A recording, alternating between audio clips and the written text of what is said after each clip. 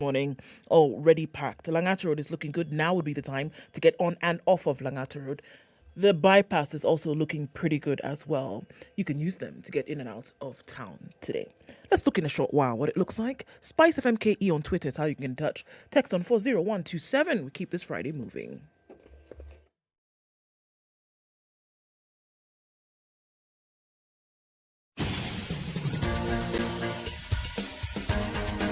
This is The Situation Room, the home of hard-hitting political commentary and penetrating insights about the state of the nation. This is a talk radio experience like no other. The Situation Room, a place for hard truths, debates, and elevated conversations. The Situation Room, witty, political, engaging, deep, controversial. In the room, we have C.T. Muga, researcher, academic, seasoned political observer, a fountain of wisdom in these politically uncertain times. Ndu Okoh, Nigerian by birth, Kenyan by choice, communications expert, Pan-Africanist, a truth seeker and believer in people power, and Eric Latiff, agent provocateur, the man in the chair, seasoned journalist, news hound, a man who believes in punching up, not down.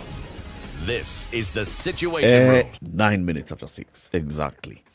A very good morning to you. How are you doing? Welcome to October. This is Kenya's biggest conversation. Wake me up when September ends. Can you wake them up now? It's over. It's over. What is it, City? No, every time we start the morning and a catchphrase arrests my attention, a song comes to mind. Yeah. Don't hold back, man. And it's over now. It's over now. It must have been love, That one. but it's over now. That one. I wouldn't sing the rest because, you know. Yeah. Tunakujua. Nini? I don't understand. All right. What blasphemy in is this? Swahili that is easy to understand. Sisi najua wewe. Sisi najua wewe. Yes. Meaning? Meaning? I don't understand. Meaning we work with you Alafu? because Jeez. How many songs are done? Wake Me Up When September Ends. I'm looking. There's a Wake Me Green Up. Day. we can wake me up Yeah. before you. No, When September Ends. There's a There's song. one by Green Day, yes. Wake Me Up When September I Ends. thought there was a song about the 1st of September. Yeah. That song by Earth, Wind and Fire, was it not about September? That was on the 21st, the 20 what days? Of Night September. of September. I'm not sure, Do but I know you it's September. remember? Yes, that one, yes. The 20-something something. of it. Do-do-do-do-do. Ba-da-da-da. It was just the other day and we were singing that song here, right? It was just the other day we were singing that song, but the problem is, it was also the other day when we were singing Was it the another song. 21st? I think it was the 21st night of September. Okay. I'll be gone till September. No, we've just left September, we're in October. But, November. Gone Though- till November. yes, November. yes, but we can actually wait until next year, then we'll get another September. Yeah. But for now, Now this you is- can sing that one Gone Till November. Sawa basi. Now I can sing it. You have 30 days, 31 days to be gone. Welcome to the conversation. We're going to have some guests in the studio today. The first guest at 7 o'clock is people who help people smile. Tell us about it a little bit. Right, so cleft palate is an issue in this country. Certain parts of sub-Saharan Africa are actually quite rampant, and so that's when the part of the upper lip and part of the nasal cavity has not formed well, right? Yeah. So what you get is a cleft palate where it looks as though you have an open smile. So there's been operations that then have been done over the years to have your smile complete. So pulling down of the skin over the top part of the mandible and then getting that done. So we'll have a conversation about how people's lives eventually have changed. And in children, it's very difficult, not even just in children, but in adults with a cleft palate to be able to chew, speak, just be. Really a traumatizing experience. But then being able to give somebody back their smile is a life-changing procedure as well. So we'll be looking at some of that. at Yeah. 7. Yeah. And then at 8 o'clock, we'll have the conversation about power and the energy sector. Power bills. Yes, so the John Ngumi task force handed over its report to the president. The president said we are implementing it immediately. First signs of success will be around December when The power bills are expected to drop. No one talked about, this was all about, the task force was given just one job. The scope of work was not to look at taxes and all, it was just look at contracts, the power purchase agreements between Kenya Power and the various producers. So that will be reviewed. We'll be talking about what else needs to happen in the power sector at 8 o'clock. Keep it right here. Yesterday, we had Dr. Willis Ahwale in the studio. He was telling us that in the next 20 days, they want to make sure that they have gotten vaccines into the arms of 2 million people. 100,000 people a day. 100,000 people a day. Have you received your jab, the COVID vaccine jab? Well, what are the numbers? Well, let's look at global numbers. 234,553,899. That's what we're looking at around the world. If we bring things home, let's just look at total number of vaccines that have been received vis-a-vis what the Ministry of Health needs to do. And that's, I think, very interesting. We heard also Dr. Hwale tell us yesterday that they're hoping that they can keep the supply up. So far, Kenya has received 6.3 million vaccines. And that is what is on ground now. If they hope to reach this number of 5.8 million in the next 20 days, they're going to need some more. Of the 6 million that have arrived, 3.7 million of them have been administered. So there is about 2.8 million in the country right now.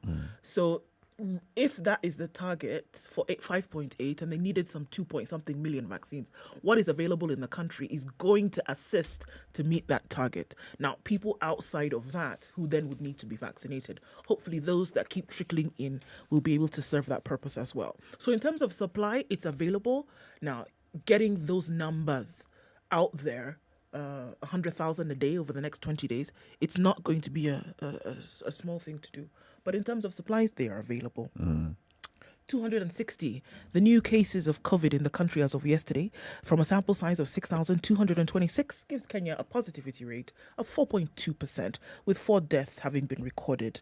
None of them having happened yesterday, but over the last 30 days being collected. Cumulative fatalities now in the country of 5,123. So, big gatherings still happening in the country. I think that's a point of note. And we're going to see likely more of those. We saw conference yesterday, over the weekend, huge political rallies. Likely to see more this weekend. Going into Mashujade in Kirinyaga County. Yeah. That will happen on the 20th. We've heard the Ministry of Health and Interior tell us that, well, apart from Kirinyaga, according to PS Kibicho, there will be no other gatherings to celebrate Mashujade. All right? It'll just be the This one messaging by the government, huge though, one in Kirinyaga. So, all right. The fact of the matter is that huge gatherings are taking place across the country. Fact. Now, huge gatherings are taking place all over the world, not just in Kenya. Everywhere in the world. In fact, in other parts of the world, people are getting into stadia to watch games. Yes. In Kenya, when we're hosting an international sporting event, we're not allowing people to get into the stadium. Because of COVID. Yeah, because of COVID. And also because then the international sporting bodies that are responsible are still strict on that. But let's just accept. We are gathering. We have to learn to live with this thing. And we are living with it. But that's the stance that countries have taken. Yes. The UK, the United States, Australia, France, Italy, Spain have said, you know what? This thing is going to be here for some time. What can we do to protect ourselves while opening up our economies? Yeah. The things that actually bring people out on a regular basis, sporting activities, eating out, things like that. We want to be able to do that, keep the economy alive and keep the people happy. Open up the economy. Yep. Make sure we get people vaccinated. That's it. That's what I'm talking about, the messaging by the government. Yeah. Because officially, the government is discouraging mass gatherings. Officially. But in practice? But the same government is practicing the exact opposite. Actually, officially, the government is saying that they're discouraging mass gatherings. If they were actually discouraging mass gatherings, then we would see their hand in prohibiting mass gatherings. So, when we say government, here I believe we mean the leaders of government. Is that not so? Yeah. And by that we also mean that the arms of government that are supposed to ensure that certain laws are adhered to also understand. But with the advent of COVID, if you recall the harrowing stories we heard of people being arrested 1 minute after 7, 2 minutes after 8, that sort of thing. Okay. Have you actually seen anybody of significance who has been responsible for huge crowds being brought forward and told you we're charging you in court? Of course not. Okay. Now, if that had happened, then I could say the government indeed is serious about prohibiting large crowds. But all these countries we've mentioned also have something significant going for them. If you look at the pace and the drive and the focus they've had on vaccinating their people, it is steady, it is high, and it is consistent. What we are consistent with is a lot of talk about the things we want to do. That one we're consistent. Ours is steady. It's It's very steady and it's high. 18 minutes after 6. Let's take this break. How's the weather going to look like today from Nairobi to parts of the country and other parts of the world? Let's look at that, and then we will see who is online this early morning. Good morning. This is the Situation Room, the only way to start your day. Spice up your 24/7 around the world, non-stop. This is SpiceFM.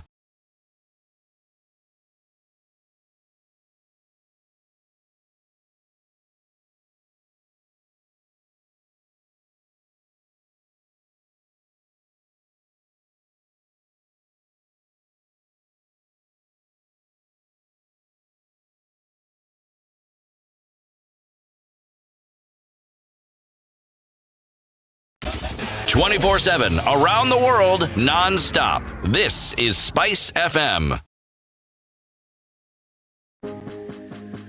The opportunities are here. Project X, the biggest youth empowerment project in Africa for young creatives, is here.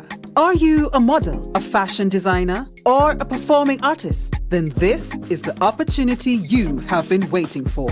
Register now for the opportunity of a lifetime by following @Opportunities Are Here on Instagram and the Opportunities Are Here on Facebook for more information and the registration link. Online selections begin on the 12th of October and registration closes on the 22nd of October. The Opportunities Are Here is a project by the Ethical Fashion Initiative in partnership with the European Union. Project X is co-produced by KTN Home and Vibes Radio. SpiceFM. It's getting hot in here. Oh, everybody steals. It's better a thief who brings something small back. And I say to myself, there's no better thief. A thief is a thief, period. All those. The weather with Conditions this Friday SpiceFM. morning in Nairobi at 15. We'll see highs of 24 and lows of 14 today. All right, in Nakuru, it's mostly clear at 15, highs of 26 and lows of 15. 14 will be the low in Nyeri, where it's raining at 15, going to highs of 21. In Eldoret, clear conditions at 12, highs of 24 and lows of 12. Kisumu this morning is rainy at 19, highs of 30 today, coming back down to lows of 19. We're looking at clear conditions in Kakamega at 18, highs of 27 and lows of 15. While in Mombasa this morning, light rain in some parts at 24, highs of 30, back down to lows of 24. Malindi this morning, it's raining as well at 24, highs of 29, and we'll see lows of 24. Out in Kampala, mostly clear conditions at 20, highs of 28 and lows of 19. Dar es Salaam is wet this morning at 23, highs of 30 and lows of 22. Joburg, mostly cloudy conditions at 12, highs of 20. And in Lagos this morning, partly cloudy conditions at 25. We'll see lows of 24 and highs of 30. Kinshasa is mostly clear at 23, highs of 31 and lows of 23. We're looking at a clear Paris morning at 10, that'll be the low, going to highs of 18, and London is cloudy at 16 with highs of 17 and lows of 10. It's still Thursday night in New York, mostly clear conditions at 15, clear crisp skies at night, highs of 18 coming into Friday and lows of 11.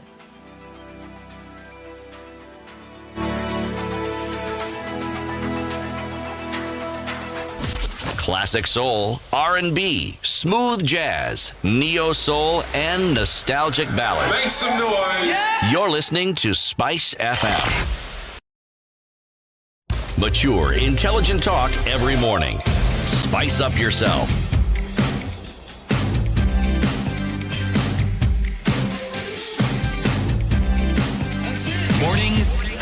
right. 94.4 Spice FM, Nairobi. Nice. A very good morning to you.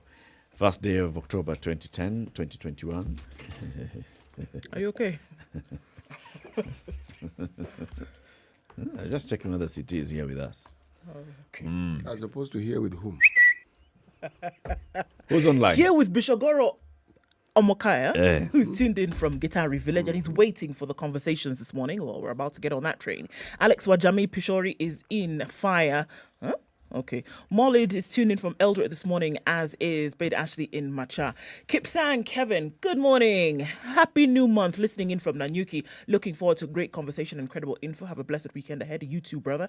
I must have missed the Situation Room, so here is the plan. 6 to 8 a.m., 102.5 is standby. Then 8 to 9 on KTN Home. And then 9 to 10 back on the frequency.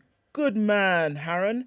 Good to have you in the show this morning. Collins Kiptai tuned in from Eldoret, and Kaka Elijah Mamani tuned in as well from Nyamira County. Brian Armand says, good morning. Vincent Ogutu tuned in from Samia. Pangani Iko, that's where John Gitao is. Ben Okinda says, good morning, tuned in from Naivasha. Amos Freeman tuned in as well. And he says, discuss the One Kenya Alliance. Well, yes, sir. Titus Ombeta tuned in as well. Vincent Omondi says, happy new month, people, and is reminding us that no matter how good you are to a goat, it will still eat your yam. No matter how good you are to your goat, It'll still eat your yam. it'll still eat your yam. Dixon is tuned in as well. Curfew. Perla Nera is asking, what about the curfew? Are we still on? Kampala is tuned in, and that's where Wenzururu Nason is listening in from. Paul Omriba says, looking good, my people. See you looking good from Mombasa. Well, Asante. Kennedy Ogodo says something interesting this morning. He says, beautiful Friday to all. Remember, it's Octogenarian Day. You know what an octogenarian is? 80 years plus. 80 years plus, indeed. I wish them good life and maximum respect. Okay, there's a day for everything. I keep telling you guys. Charity Bina is tuned in from Nakuru, trying to get everybody here. Folake Adeoti tuned in from Nigeria, and Ndori Assemble is well represented by Frank Omosh. We see you guys. Thanks for joining us. Good morning. Good morning, everybody. City, did you get in touch with Mwalimu Irongo? No, I didn't. I actually remembered this morning at 4 a.m. And it was not a good time to call him. I'm going to call this man at 4 a.m. I said, no, I'll talk to him on the weekend. So Monday, Tuesday. And Abagusi proverb. Abagusi proverbs. Yes. Okay. Wewe na serikali. Same was up. The road will be finished in 2022. Like I'll bring this. the proverb tomorrow. Same was up. Okeke will bring chicken to his wife How do tomorrow. you think I'm so knowledgeable about these things? The practice. Makes perfect. Eric, the talk, the practice. How do you I mean, when you hear me speaking about the expressway, You know what I you're know what saying. I'm saying. Just like now, I know what I'm saying. Monday. Okay, so Tuesday. today's proverb then. Okay. One does not use a spear to kill a snail. One does not use a spear to kill a snail. Okay. Okay. Profound, isn't it? Indeed. Responding to a mosquito bite with a hammer. Eh, actually, you'll end up You end up injuring- hurting yourself. Yes. In fact, damaging. That's not even. A hammer doesn't just damage you. It doesn't injure you, it damages you. Hey. Let's look at the papers. Shall Page we? 12 of the Standard today, page 8 of the Nation. The government has unleashed the hammer. Over 2,000 Pakistanis seized in city headed to the Saudi, according to officials. An operation to rid the city of more than 2,000 foreigners generated more questions after it emerged that they had genuine immigration papers. Of course they had. The Wednesday night operation saw about 2,000 Pakistan nationals flashed out from different hotels and estates where they've been living in Nairobi. The crackdown came hours after the Interior Ministry issued a statement about their presence in the city. Now, this story, most of the coverage actually came from a particular apartment block on Wayakiwe, where very many of the visitors to the country were actually staying. And this is called the Real Estate Gardens apartment on Wayakiwe. My friend Police were there, they'd locked the doors, and then you can see the number of foreign tourists who are here in transit to the Saudi Arabia from Pakistan. For the better part of yesterday, some immigration officers, police and agents were busy scrutinizing their documents to see if some of them were in the country illegally. The police and some officials arrived around 8 p.m. and whisked the foreigners away without revealing their intentions. It was until midnight that we learned that they had been taken to Wayakiwe, said a staff of the hotel in Moendembingu Street, where the Pakistanis were residing. So they were all being grabbed from wherever they are and being taken to this particular facility. And then now yesterday, now that all of you are here, bring your papers, let's see. Bring your papers, let's see. Bring your papers, let's see. I looked at this, and just the same thing that I was saying yesterday is the same thing that I was feeling yesterday. Who are these people? If we just go by the government's initial reporting as well, with a statement by Karanja Kibicho, these are people who have come from Pakistan en route to Saudi Arabia to work. Saudi Arabia has blocked entry of people who are coming directly from Pakistan. So the people have found a way of going to Saudi Arabia from a friendlier country. So they come to Kenya, they are supposed to quarantine for a couple of days, and then when they arrive in Saudi Arabia, it will not be that they have come directly from Pakistan. Their passport will indicate they have come from Kenya, and Kenya, you're allowed to enter Saudi Arabia. All those things good. Now, what caliber of people are we talking about? We're talking about people who are basically leaving their homes to go and work in Saudi Arabia. It's the same way we have Kenyans leaving Kenya to go and work in the Middle East in Saudi Arabia. What people are these? People who are working in the hospitality, in construction, in domestic work, right? It's a blue-collar job. Ordinarily, it would be a direct flight. Now you're talking about flight to Nairobi, stay in Nairobi, flight from Nairobi. That's added cost. It's expensive. To these people who are going in search of jobs. Added cost. You've now brought in an operation. An extra cost, of course, comes in. I feel really sorry for these people. Because as far as they are just, it is what Kenyans would do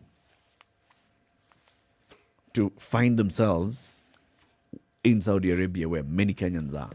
We would go through another country to end up there. It could have been handled better. And I think we're looking at That's another the thing. situation where we are now looking back in regret and saying this could have been handled better. Actually, there are a series of things that have happened in the not too recent past.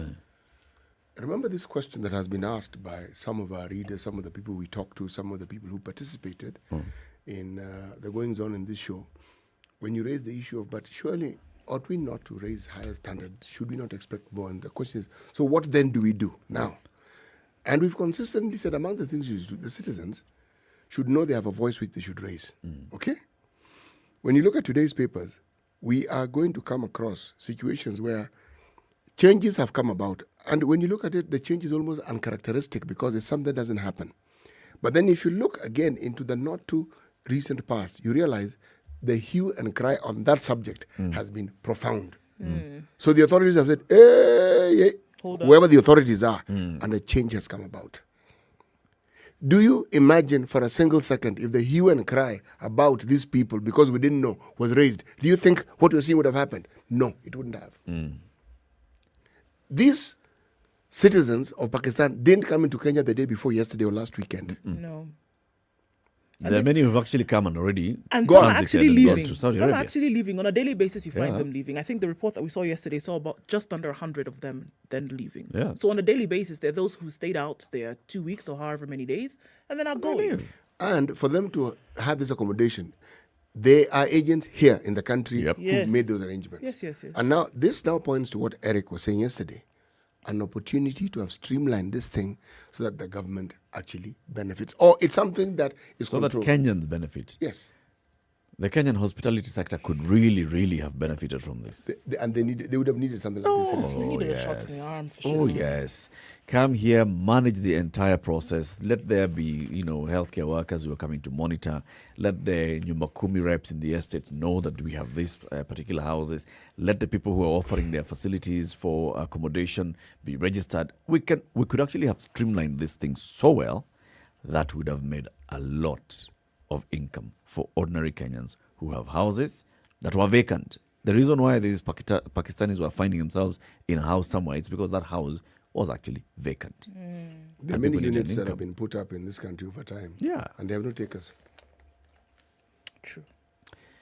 But I still strongly believe that this reaction that we're seeing from the government is not because of the social media push by Kenyans. No.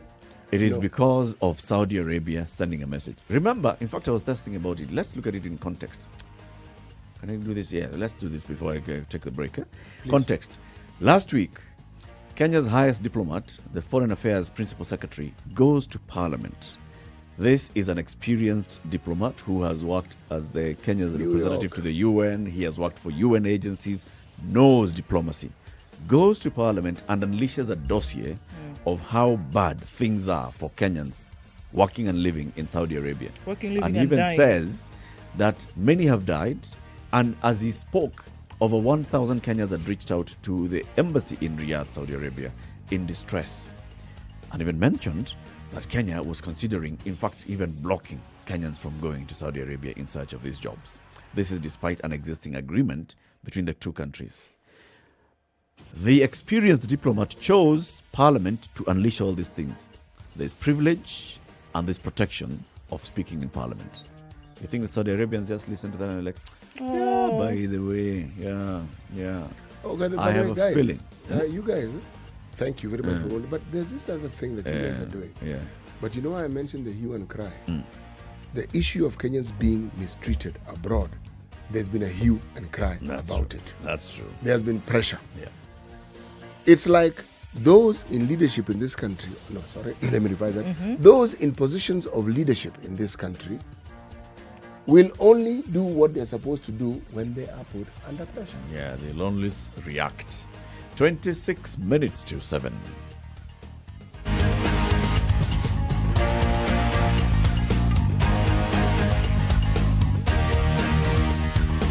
This is the Situation Room, the only way to start your day. Spice up your life. 24/7, around the world, non-stop. This is Spice FM. Do you want to study abroad in 2022? Are you confused about what path your career will take in 5 years? The world is changing and so should you. Come meet professors and representatives from universities in the UK, Canada, Australia, and many more virtually from 27th September to 1st October 2021 with Uniserve Education to get first-hand information about the careers of the future. Visit uniserveeducation.com to register. Call 0734 004 003. Uniserve. Master your own destiny. Classic soul, R&B, smooth jazz, neo soul, All right, and traffic seems to nostalgic be ballads. actually a very dull road this morning. You're Not too listening much of to an issue. Spice Mombasa Road, of FM. course, you're going to have that intermittent traffic then all the way from the Weybridge towards the SGR. Parts of that road maybe today will be opened. We'll just have to wait and see, fingers crossed and everything. The Southern Bypass also looking good, connecting with the Likoni interchange on Mombasa Road today. And then out there in that general direction, not too much of an issue. All right, we see it building up ever so slowly on Langata Road, right around the Wilson Airport, and then out towards the Timor roundabout. Bagadi Way, free and clear all the way to the roundabout at the City Mortuary. We're looking at Uhuru Highway already piling up. We're seeing traffic then between the Nyayo Stadium roundabout towards Haile Selassie and then out into the city. That's happening, rapid pace. And Jogo Road as well, getting into the city, is building up. Where there was no traffic on Thika Road, like magic, it has appeared in 33 minutes. It's jam-packed all the way to Survey. It looks like it's going to be that Friday. We're just going to have to cross our fingers, hope all that ends well. All right, so let's see what it looks like in a short while, guys. SpiceFMKE on Twitter, text on 40127. We want to keep things moving this morning.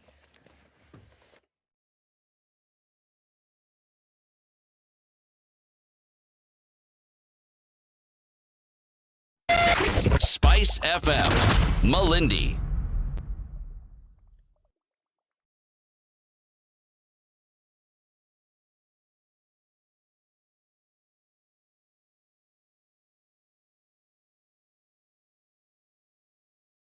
What are you looking at? So, do you remember a couple of days ago, there was a story of a man who had died in police custody because they said he had ingested acid. And they sent the same report to his family members saying, well, you know what, this is after his family members started to look for him. And then they were told that he was found in a mortuary, right? And they said, cause of death, ingestion of acid, while where? In the police cells. Well, it turns out that the man who died in custody of police had a broken skull. Post-mortem contradicts the police, who insisted Nduva had ingested acid. Investigations into the death of this man in Machakos County have taken a sharp turn after a post-mortem showed he had massive physical injuries and a fractured skull. Mulin Nduva was arrested at a bar on the night of September 17th by officers from Tala Police Station. His body was found the next day at City Mortuary in Nairobi, more than 70 kilometers away. Police had insisted that Nduva, who was arrested for reportedly threatening to kill his ex-girlfriend, had ingested acid, but did not explain how he got hold of the lethal liquid when he was under their watch. Matungulu Sub-County Police Commander Monica Kimani said her officers acted professionally at all stages, from the time Nduva was arrested to when he was found dead. Nduva, she said, had been reported twice to police for threatening to kill his ex-girlfriend with death. Okay. For threatening to kill his ex-girlfriend with death, and was to be charged in court the day his body was found at City Mortuary. The matter was promptly investigated and the file made ready for him to be taken to court. On the same night, the suspect was spotted along Tala Kangundo Road next to Eastmart Supermarket, where the mobile team moved to make his arrest. Now, she went on to recount how taking him into the cell, they saw that he was carrying a water bottle, but they did not identify the liquid in the bottle, and they did not make sure that the bottle had been discarded, but somehow he managed to get into the cell with said bottle. By the way, if you read that story in different papers, it's actually some very interesting drama. It is very, very interesting. So they noticed, you know how you kind of see something in passing. Somebody has something, but your conscience and your physical mental state does not connect and say, actually, find out what's in that bottle. You just kind of see it somewhere in the periphery. That's what Monica Kimani is saying happened here. They saw the bottle. Nobody really paid attention to take the bottle away from him. Now, it turned out that said bottle is what had said acid. And when he was in the cell, he then did what? Drank it. And that is why he died. Now, enter pathologist, because the family insisted my son would never kill himself regardless of what. Yeah. Enter pathologist. We insisting on a post-mortem. Pathologist said post-mortem was conducted by 3 pathologists, not just one, including one hired by IPOA. Preliminary report shows that Nduva died from blunt force trauma to the head. His skull had a massive fracture. One of his hands was broken, and there were visible injuries in different parts of his body. While police say they don't know what killed him, they have stuck to their story that he ingested acid and was taken to Kangundo Hospital before being referred to Kenyatta National Hospital. By last evening, they were able to find any records that he had been admitted at KNH between September 16th and 20th, the period that these tragic events were said to have happened. There is a story in the newspapers. It also states that upon entering the police station in Kangundo, he was asked what was in the bottle. And they said it's water. Acid. No. He said it's acid. And they allowed him to go inside with the acid. I thought to myself, even if it was water, they don't allow you to go in with any material into the cells. Even your shoes. Surely. This one. So the initial story is not changing. No, they're sticking to their story. Fact is the facts. Fact of the matter is that he was somewhere at a club with his friends. Police came, they called him out. So if he's sitting somewhere at a pub, he walked out with a bottle of acid. It was in a water bottle. You know how you can have the plastic water bottle? Right, but he's at a pub. Yeah, with acid. Okay? He's at a pub, he's drinking. Yeah. He chose to carry this bottle of acid to just go in case. to the car. Yeah. And he finds this ex-girlfriend with the police. The police arrest him. Yes. He goes to the police station. Still with said acid. Carrying a bottle. Yes. Police tell him, ingia hapa cell. Toa mshipi, toa viatu, toa everything. Beba maji. Just in case you might be thirsty. And then at about 4 a.m., they go knocking at his mother's house and say, by the way, your guy has ingested acid. Acid. He's dead. We've taken him to Kangundo Hospital. They couldn't help him. Did the pathologists find any trace of acid? they did not report thus. What they It's just a reported broken was, skull. and they said that was the cause of his death. Had there been anything else that was the cause of his death, that is what would have been reported. But here, unequivocally, the cause of death was blunt force trauma. Not one pathologist, not two, but three. One of them hired by the Independent Policing Oversight Authority. Wow. Okay? Hiya, City. You know, some of these stories are particularly interesting. You have heard me say on many occasions that sooner rather than later, though in this country it's later rather than sooner, Right. people who engage in activities that could be very loosely referred to as theft will eventually get their comeuppance. Okay? And of course, there are those who say, where? We're happy. In this country. Okay. Slap on the wrist. Uh-huh. This story is in all the newspapers, but I want to read the one in the Business Daily. All right. Anti-graft court fines trader 720 million for youth fund theft. The first bit of the story, yes, aligns itself to the thinking of most Kenyans, meaning you'll be fined, end of story, okay? The anti-corruption court has fined a Nairobi businessman 720 million for theft of public money from the Youth Enterprise Development Fund. The default in paying the fine, Mr. Mukuri Angamau, the defector of Corandam Limited, will serve 21 years in prison. If he doesn't pay, 21 years in prison. He will also serve, this is the bit that I saw, thank you. He will also serve a mandatory sentence of 7 years for the theft. Right. So, come what may, he's going to jail. There's a mandatory 7 years. Yeah, mandatory. That 7 one, years, yeah. 7 years. And then you pay a fine of 700 million. 700 and what? 720. The amount, you see, it follows the arithmetic that they do. All right. Okay? Public money. Okay, there's the amount. The amount is 180 million. They compound it for you. X amount. X amount, add this, multiply by this, comes 720. Bas. So you will pay that money, but you're still going to jail. Yes. Now, So what happened? What are the facts of the case? the facts of the case are as follows. This gentleman, they never participated in any lawful process to be entitled for payment. Okay. In summary, they received money for doing nothing. All right. Yes. But what has also been pointed out is they provided receipts. Now it was stated at that point, it was an allegation, Yeah. the court agreed with them, that falsified receipts about things that they had supplied. Okay. Which in essence, the court found they had never supplied. They had never even gone through the process of actually... The procurement process. No. So the question people ask was, so why is this It person was being paid? fraudulent ab initio. Everything about that whole process was fraudulent.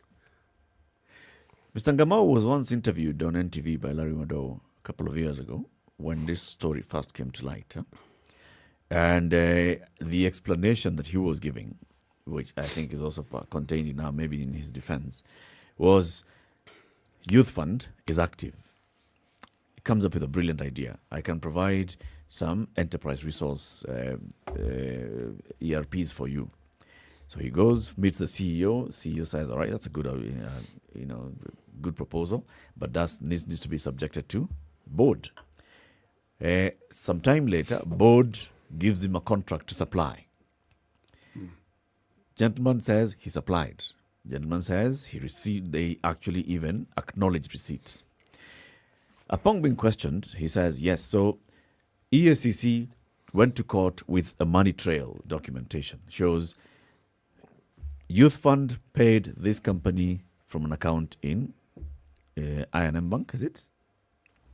There's a whole trail that has been actually And charted then out. the money is transferred from this one bank into another bank, and then from that bank it goes into paying some individuals. It pays some real estate company. When he's asked about this in that interview on TV, he says, yeah. I got paid. So after our business has received money, we basically decide what we want to do with the money, the proceeds of the work. So in our thinking, the best thing to do was put it in real estate. It's going to accrue interest. It's going to, grow in value. So did you pay any of your suppliers? Yeah. But there's our main partner, the one who now has the technical expertise on ERPs. After we had delivered, the man died. So we were not able to pay him. We've been waiting for the family to tell us what to do with this money. What to do with this money. In the meantime, we decided to invest it. When they come, at least it'll have grown in value. Yes, he shows all that money trail and says, okay, look, this is where the money is. This is where the money Through went. the various banks. This is where the money went. And then you go back into the records. Did they supply anything? Everybody at the youth fund is swearing and saying, no, they did not supply. So where did they? And that's where they're saying the receipts are falsified. Yes. But But 3 years prior to this particular case being concluded, some of these properties that we're speaking of, that whose acquisition could be traced that money, was seized by the Ethics and Anti-Corruption Commission. The Assets Recovery Unit froze his accounts. Froze the accounts and froze the assets as well. Yes. Wait. That's a tough one. Let's take another quick break and then we look at more headlines in the papers. This is Kenya's biggest conversation, the Situation Room.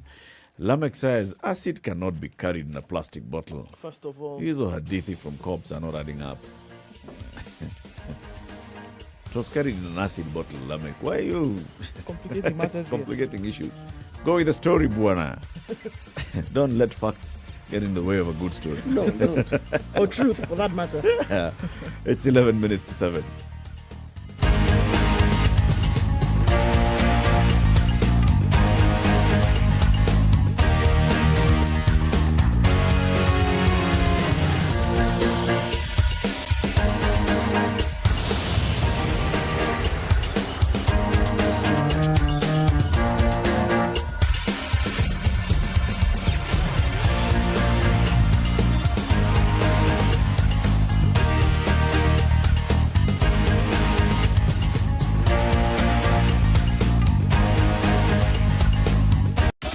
...24/7, around the world, non-stop. This is Spice FM.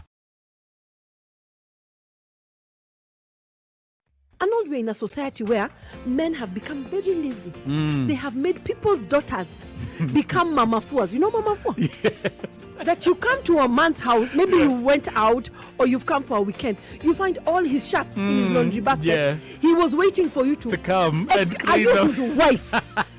Including his inner garments. Right, yeah. Ladies, stop doing that. Let me Those tell are you. wifely duties, and even some wives don't That's do them. literally what I was about to say. I was wondering, there's even some wives who refuse to do that. The only way to live your best life is to create a balance between work, love, and play.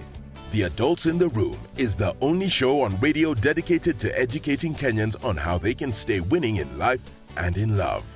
Text the word adult to 22840 to get the latest clips from Adults in the Room directly to your mobile phone. SMS adults to 22840. 24/7, around the world, non-stop. This is Spice FM. Were you born for the camera? Are you the presenter with the most? Well, get ready because we're on the lookout for the freshest TV presenters there are. So if you think you got the goods, jump right on because you could be the next face of KTN Home's Straight Up Show.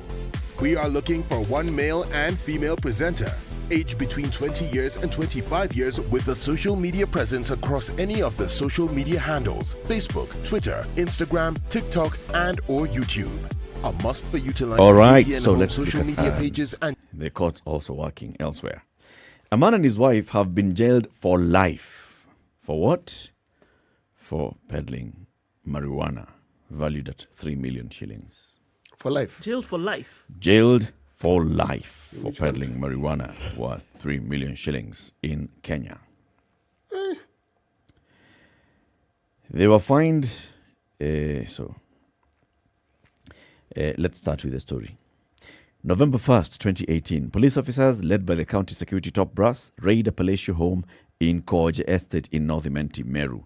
They nab a stash of bang. The main suspect, James Muthui, also known as Karinta, is unbowed. He's wondering why the then Meru County Commissioner Wilson Nyagwanga, who is now the Central Region Coordinator, and the then DCIO James Gedenji were unfamiliar to him due to his deep connections with law enforcement. 3 other guys, Timothy Kenoti Kariashi, Joseph Ekeno, and Jacob Githai, are at Karinta's home, and they are identified by the prosecution as his workers. Neighbors have described Karinta as government itself, even as he faced prosecution alongside his wife, Karemi Mudiora, and the 3 others. After 4 years in court, Karinta and his wife were handed a life sentence after Senior Principal Magistrate Thomas Muragori ruled that the prosecution proved beyond reasonable doubt that the two were in bang business.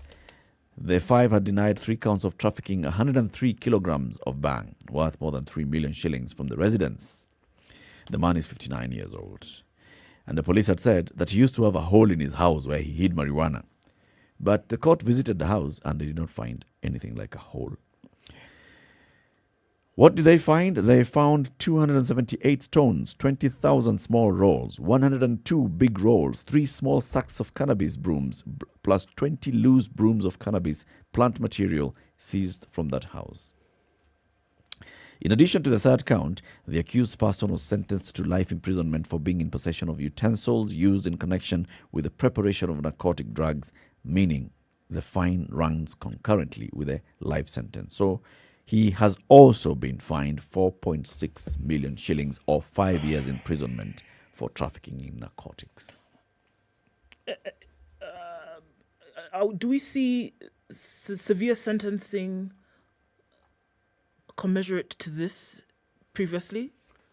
I don't know why I'm seeing this sentencing. How many years ago was it? Life. I'm He's seeing it as quite 59. severe. I'm seeing it as severe. Life sentence. How many years Yes, do you want to yes. give him? No, I can't determine it because I do not know the extreme or the extent to which cases of this nature. This the is sort what of I'm asking. penalty What's the it can practice in the attract. penalties? I don't understand. I don't know about the practice, or maybe the law has a maximum. So somebody has given him the maximum. So the judge, Wow. the magistrate basically just looked and so, all right, yes. It seems. And what has been quite- presented before court In terms is of that evidence. this is not accidental. He didn't have this, by accident. It's not that it was just, It a wasn't one-off. for recreation. It wasn't for recreation or a one-off. Yes. And it's been consistent. This is somebody who practice. has been in this business. The paraphernalia that's found in the home suggests that you are actually in the business of narcotics. Remember, we have strong laws on drugs. Right.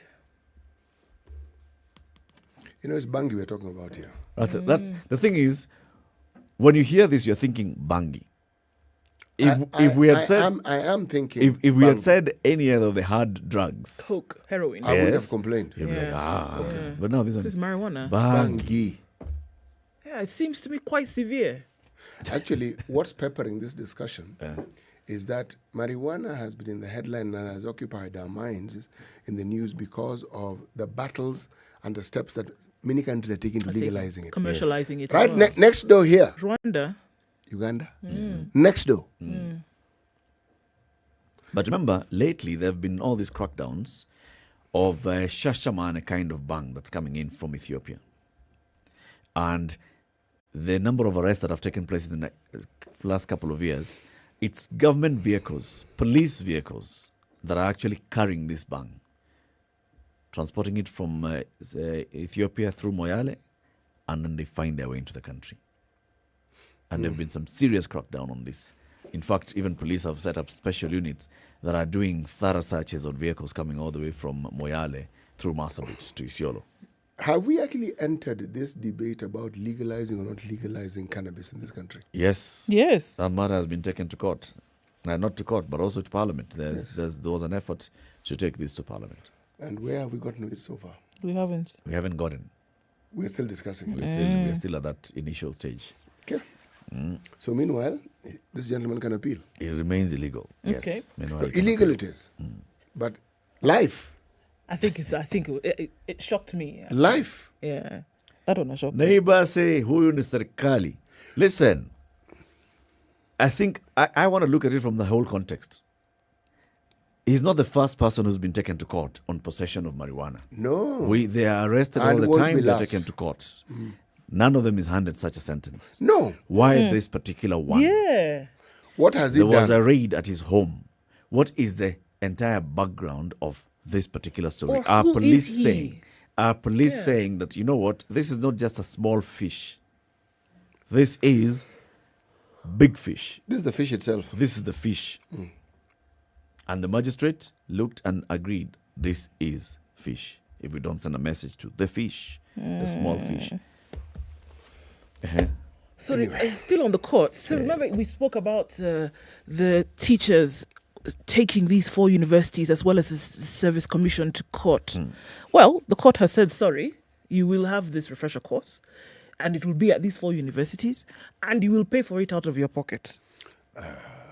Yeah, sorry. The 4 universities are free to admit... Was that a high court? Yes.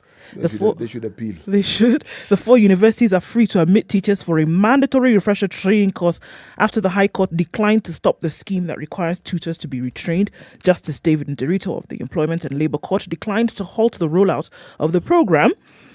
Following a petition from Mr. Joseph Karanja, an education consultant, the refresher course tagged Teacher Professional Development TPD will be modular and aimed at boosting tutor skills and guiding their promotion. The judge ruled that due to the weight of the order sought and its effects, Karanja ought to serve the TSC and other respondents in the case for a hearing by all parties. So if you want us to go further... So it was he refused to give temporary injunction. Yes. So if you want this, let's go for a full thing. Right. But for now, as it I stop stands, nothing. I can't stop anything. Let it go on.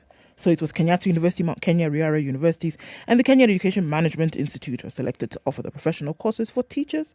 He sought orders to stop the TSC from rolling out the program, citing lack of public participation as provided under Article 23 of the Constitution.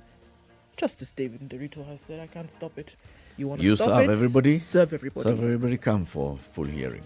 Yeah. In the meantime, there's nothing that tells In me the that, meantime, we will be trained. There's an urgent need to stop it because somebody will suffer. Okay. Let it go to full hearing and let's see. I stand for TPD. Teacher Professional Development. Yeah. But it is a good thing. It's a good thing. The only issue that I have is public participation, stakeholder engagement before you roll out these things. Kenya's biggest conversation continues into the next hour. So the next hour we're talking about happiness, the people who bring happiness to others, and that's the conversation we'll be having with a doctor and also with somebody who will join us on video call. Very good morning to you. It's 7 o'clock.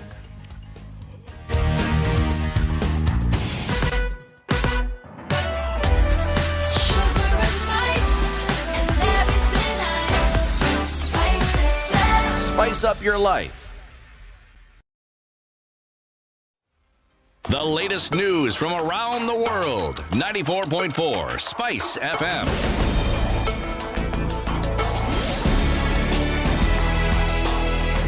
This is Newswire. Dennis Asseto. The One Kenya Alliance meeting with Mount Kenya Foundation members, the rules to take place today, has been postponed to Thursday next week. The foundation's group communication director, Joe Mureme, said the meeting would now take place next week in Nairobi. They were to meet Oka principals Musalia Mudavadi of ANC, Gideon Moi of KANU, Kalonzo Musyoka of Wiper, and Moses Wetangula of Ford Kenya just days after ODM leader Raila Odinga also met with them during KANU's National Delegates Conference, where KANU chairman Gideon Moi was unanimously nominated to be the party's flag bearer. Mudavadi said, and Kalonzo rather said, they will continue to work together to ensure they take over the country's leadership next year.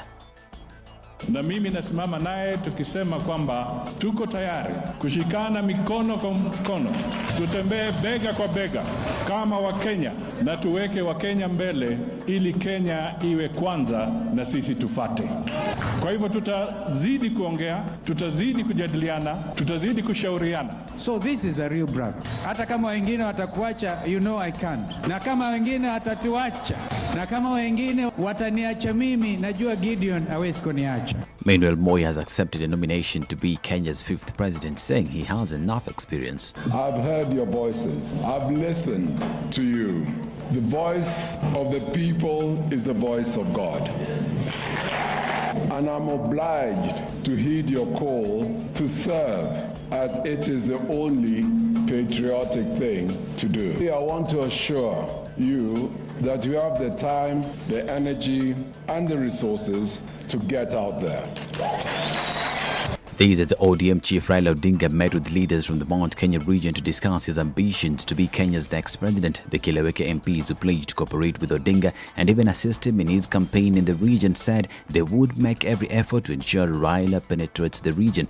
Led by Muranga woman representative Sabina Shege and Kieni MP Kanini Kega, they have said Raila will become the country's 5th president after the retirement of President Uhuru Kenyatta next year. We are very happy that we have started with this kind of conversation. We also have liked the approach of Baba coming to talk to us, humbling himself, because we are tired of people chest thumping and, looking for our support by force. So from today, we have started a new journey and we're going to work together. Mlima Kenya huwezi panda kama huna mwelekezi, na kwa sababu kuna wengine wanafikiria kwamba wanaweza panda mlima bila mwelekezi. Yeye amesema anataka mwelekezi wa kumpandisha mlima. Kuna wamepanda mlima watateleza kwa sababu mlima ule ni mlima mkubwa sana. Raila, who was accompanied by former British Prime Minister Tony Blair, has insisted that he will continue to work with the local leaders in achieving his goal of becoming president. Came to try to find from them some information about how to climb the mountain. They've shown me different routes to be followed until we reach the Lenana peak. And we've agreed with them that we are all on this march together. A family in Kiminini, Trans Nzoia County, calling for justice for their kin who was allegedly beaten to death by the police in the area. Manyonge's friend Douglas Momanyi and the family now want IPOA to conduct thorough investigations and ensure the family gets justice. 30-year-old Radinson Manyonge's mother, Josephine Anyoso, and her sister Leja Rega say their loved one was brutally killed by the police. Let's listen in. Nilifika district ikiwa saa 2:45. Kampata kweli alikuwa kwa hali mbaya sana na alikuwa kwa oxygen. Nilitamani aniongeleshe lakini hakuweza kuongea. Nilikata roho saa 3 usiku. Maaskari watatu wamempiga hadi wamemuua. Wamemvunja shingo, wamevunja mikono, wamevunja miguu, wamevunja paka mgongo. Wamemvunja kila mahali. Nashindwa nifanye nini? Nashindwa niambie nani, niseme nini? The family continues to cry for justice. Now, Kenyans today joined the world in observing International Day of the Elderly. The day, which was approved by the United Nations in 1990, provides an opportunity for communities to be sensitized on issues affecting the elderly as well as strategies to cover their needs. In addition, abuse of the elderly are highlighted as well as diseases that afflict the elderly to find ways to protect them. On this day, it is important to remember the elders and even reward them for their contribution to the society, because without the elderly, where would you be? Think about it. This is Newswire. I'm Dennis Aseto.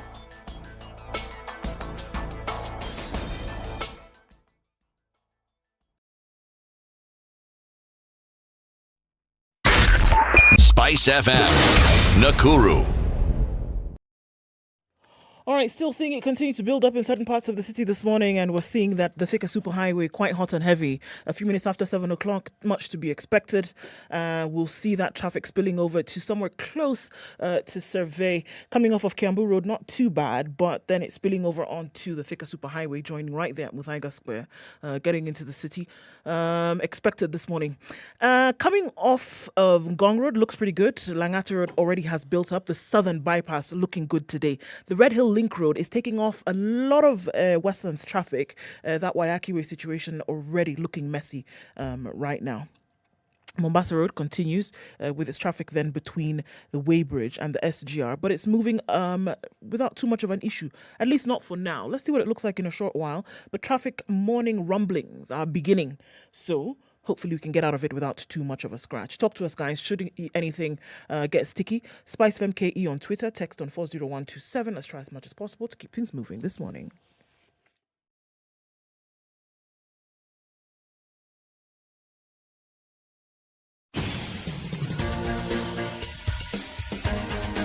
This is The Situation Room, the home of hard-hitting political commentary and penetrating insights about the state of the nation. This is a talk radio experience like no other. The Situation Room, a place for hard truths, debates, and elevated conversations. The Situation Room, witty, political, engaging, deep, controversial. In the room, we have C.T. Muga, researcher, academic, seasoned political observer, a fountain of wisdom in these politically uncertain times. Ndu Okoh, Nigerian by birth, Kenyan by choice, communications expert, Pan-Africanist, a truth seeker and believer in people power, and Eric Latiff, agent provocateur, the man in the chair, seasoned journalist, news hound, a man who believes in punching up, not down.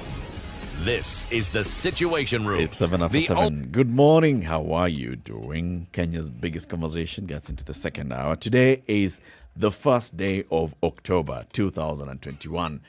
Welcome to October. We've been here for a while. If you're just waking up, we've been here. We know how October is. We can give you experience. Today is also World Smile Day. Not laugh, smile. Yes, like that. That wasn't a smile. That was a grimace. Wow. A smile is incomplete if we can't see your teeth. Yeah. Says who? Says I, the African. Right. Let me show him. That's a smile. Nice. City, let's begin with today's proverb. One does not use a spear to kill a snail. One does not use a spear to kill a snail. Where is this from? Depends on how big the snail is and how small the spear is. Okay. Also sorry. depends. If you're holding a spear in your And hand, there's a snail and you there's a wanted to snail. get rid of it. See, this is your weapon that you have available. Yeah. I've seen little tiny spears Plus, as well. a spear can crush the skull of a snail. The shell is what you're trying to think of right here. Yes, A snail. yes. Yes. Okay, anything else you want Don't to say about the step snail? on the snail. Why did you guys just come up with your own proverb instead? And start with the shell of the snail and the spear. Okay, that's the headline of the proverb. Then you have three versions of it. If you're holding a spear and you see a snail and you want to kill it, kill it. If you see a snail and you're holding a spear, that's how you start. Okay. If you have a spear and you see a snail, kill it. That's it. Let's smile anyway. We are joined in the studio today to have this conversation about World Smile Day by Dr. Martin Kamau. He's a founder of Belarisu Foundation and also a partner with Smile Train. We'll also be joined on the line by Damaris Mwende, who is a former patient and a beneficiary of the work that's done by Smile Train. Welcome, Dr. Kamau. Thank you very much. Now, let's start by understanding what is the Belarisu Foundation, and then you'll tell us about Smile Train. All right, so Belarisu Foundation is an organization, it's actually a local organization that was formed by like-minded individuals. So the idea of forming Belarisu Foundation was to provide what is known as last-mile services, right? So basically, this means a group of medical volunteers will go out into the regions, these far regions, and then give their services to those patients. These are patients who may be less fortunate and are unable to reach what are known as the major city centers, all right? What is interesting about Belarisu Foundation is when we formed it, we were committed as medical volunteers, etc., to provide some of these services for free. Okay. So Belarisu Foundation specifically deals with the management or with the provision of services to patients who are afflicted with cleft lip and palate. All right. So that is what our core area of expertise is. So all our medical personnel are geared towards those provision of those services. Sure.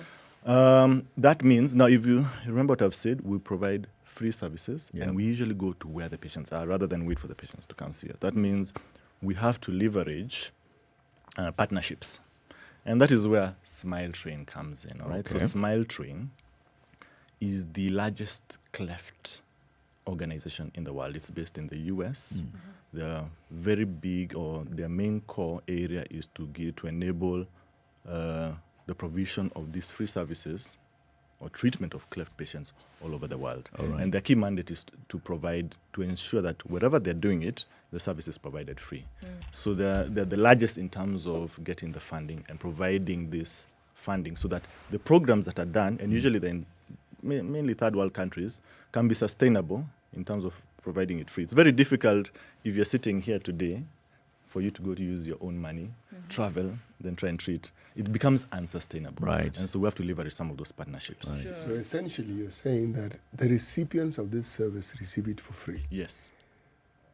Free. They walk Yes. in and walk out. Yes, but the service has a cost. Yes. So how do you fund it? Now, that's the thing. Like with any organization, you have to have partnerships. So the way we do it ourselves, or the model that we found that works, is like a private-public partnership. Now, one of the key things that I want to highlight is that, remember, it's like-minded individuals. So for me, let me just put it this way just before. I always thought, what was the best way to give back to the community? I can give money, you can donate something. Yeah. But I found that for me, I've been very lucky to reach where I am. I am a specialist in oral and maxillofacial surgery. So I'm lucky to reach where I am. So I found the best way to do it is, why don't you offer your service? All right? Yeah. Because if I'm to charge it here, it will be quite expensive. So we have to kind of volunteer. That's number one. So you reduce cost. So I won't charge anything, all right? And the other medical You've said kind of volunteer. Not kind of, we volunteer to give. So now, that means I'm not charging the patient, right? Yeah. Number two, we have to now request, for example, from partners like Smile Train. So people who are like-minded, we've got the same kind of goals in mind to provide this free service to these specific people. So what we do is, look, we'd say we're going to a place. I would probably expect to use this much in terms of transport, food, accommodation, etc. Okay. Sometimes even the organizations go as far as, we may reach a center which has got only the services, the hospital that is capable of doing it, but the patients are still far. So you need to bring them. So they are able to do that for us. So they transport the patient to the facility. They can transport the patients to the See. facility. So they'll provide the funding, but you have to do what? Kind of a budget. Yeah. But it has to be reasonable, obviously. Yeah. Number three, we also have to leverage now what we call public. We have to go and talk. You know, when you go to a hospital, usually we use the public hospital. So we have to engage the public facilities. And usually for us, like in Kenya, we engage now county governments and the county health facilities. So now we'll go to the county health facility or the county government, talk to maybe the Minister of Health, etc. And then from there, we give them what is our vision, and then we ask them, please, now can we use your facility? We've been very lucky to have, when we interact with a lot of these county governments, they're very excited about some of these, should I say, programs that we're doing. They're receptive. Very receptive. And remember, this is a free service. So if you're giving a free service, people are receptive to it. So what happens is that they will offer you the facility. Like, for example, you'll go to the county health facility, county government hospital, and use the facility for free. So literally, you'll be admitting the patients to the wards. They don't pay. Right. You'll use their theaters. Right. We don't pay. Right. And they're even more gracious to give the staff.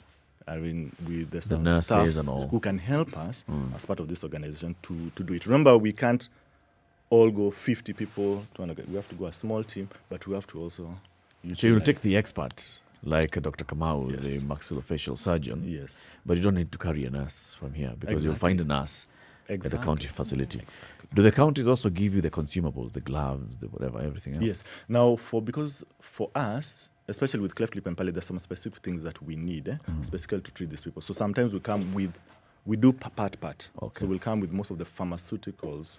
We usually transport them because we know what we need.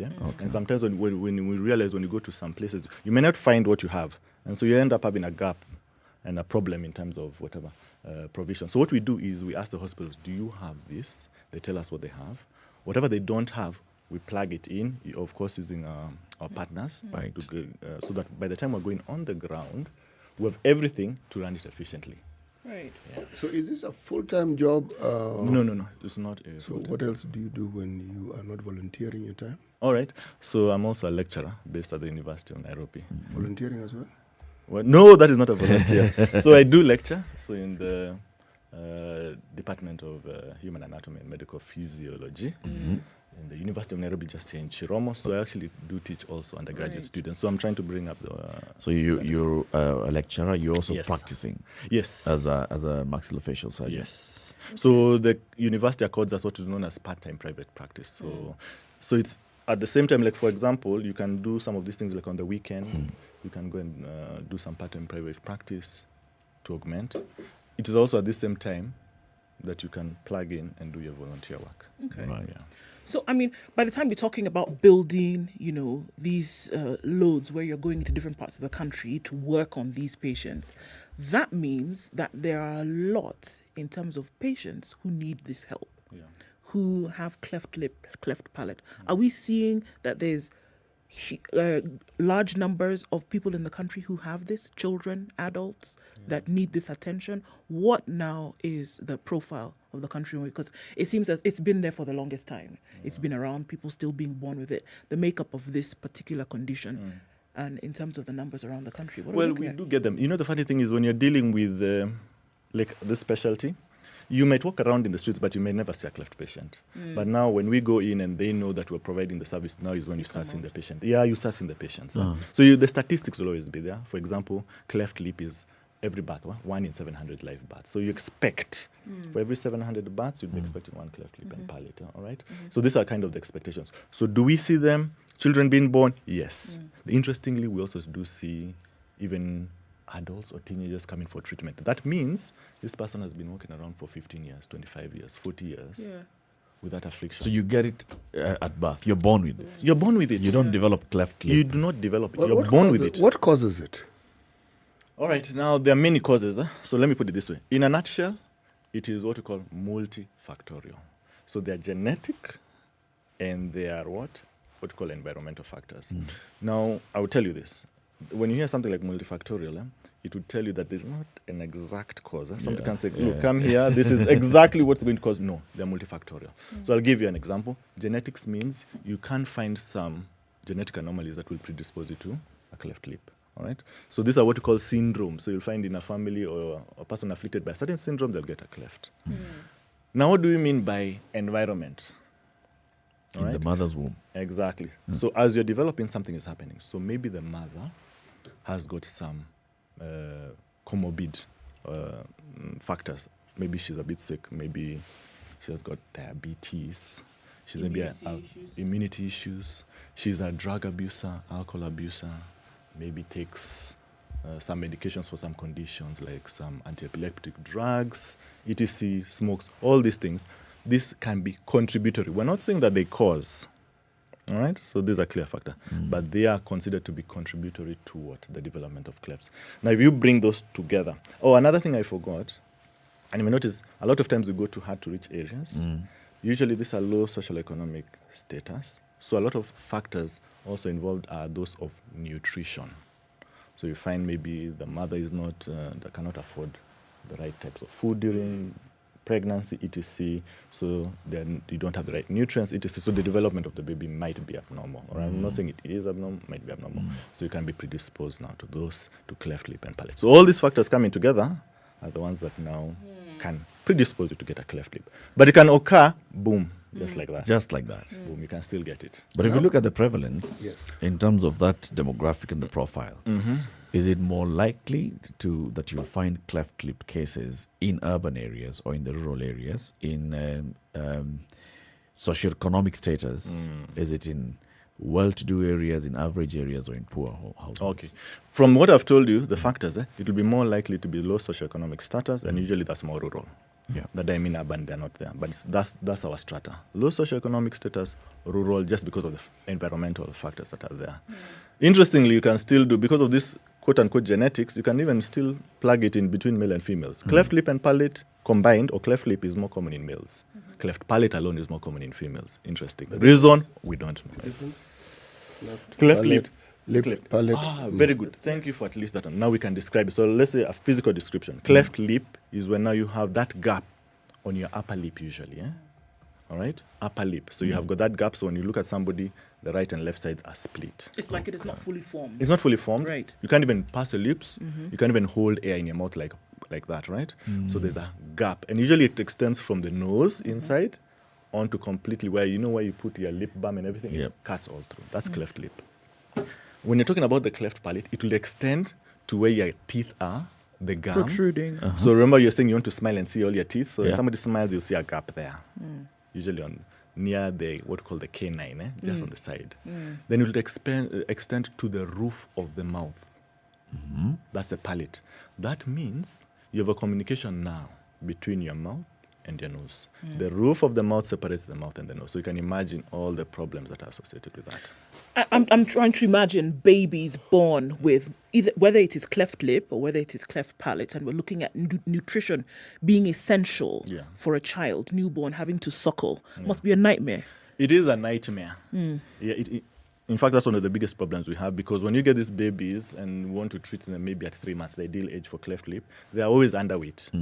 Now, the thing is, there's a way, this is good for maybe, should I say, public health in terms of how to feed them. There's a way you can feed them so that they are able to get in adequate milk, breast milk.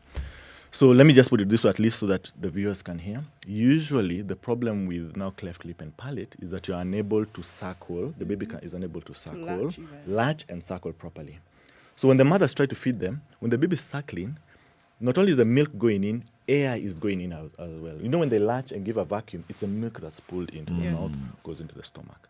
With the cleft and the gap, when the baby tries to suckle, yes, there'll be some milk being pulled, but also what else is going in? Air. So what happens? The baby becomes full, having taken maybe half of the milk. The rest is air in the stomach. So what we encourage is more frequent feeding. Sometimes we don't, if the cleft is too wide, we encourage maybe spoon feeding frequently and frequent burping. And the baby has to be upright. Because we know what's the problem? Too much air going in and keeping them, So the work that you do around the country, as Bella Risu Foundation and then as a Smile Train partner of Smile Train, is this what we see as Operation Smile campaigns around the country, or are those done by different organizations? They're different organizations, right?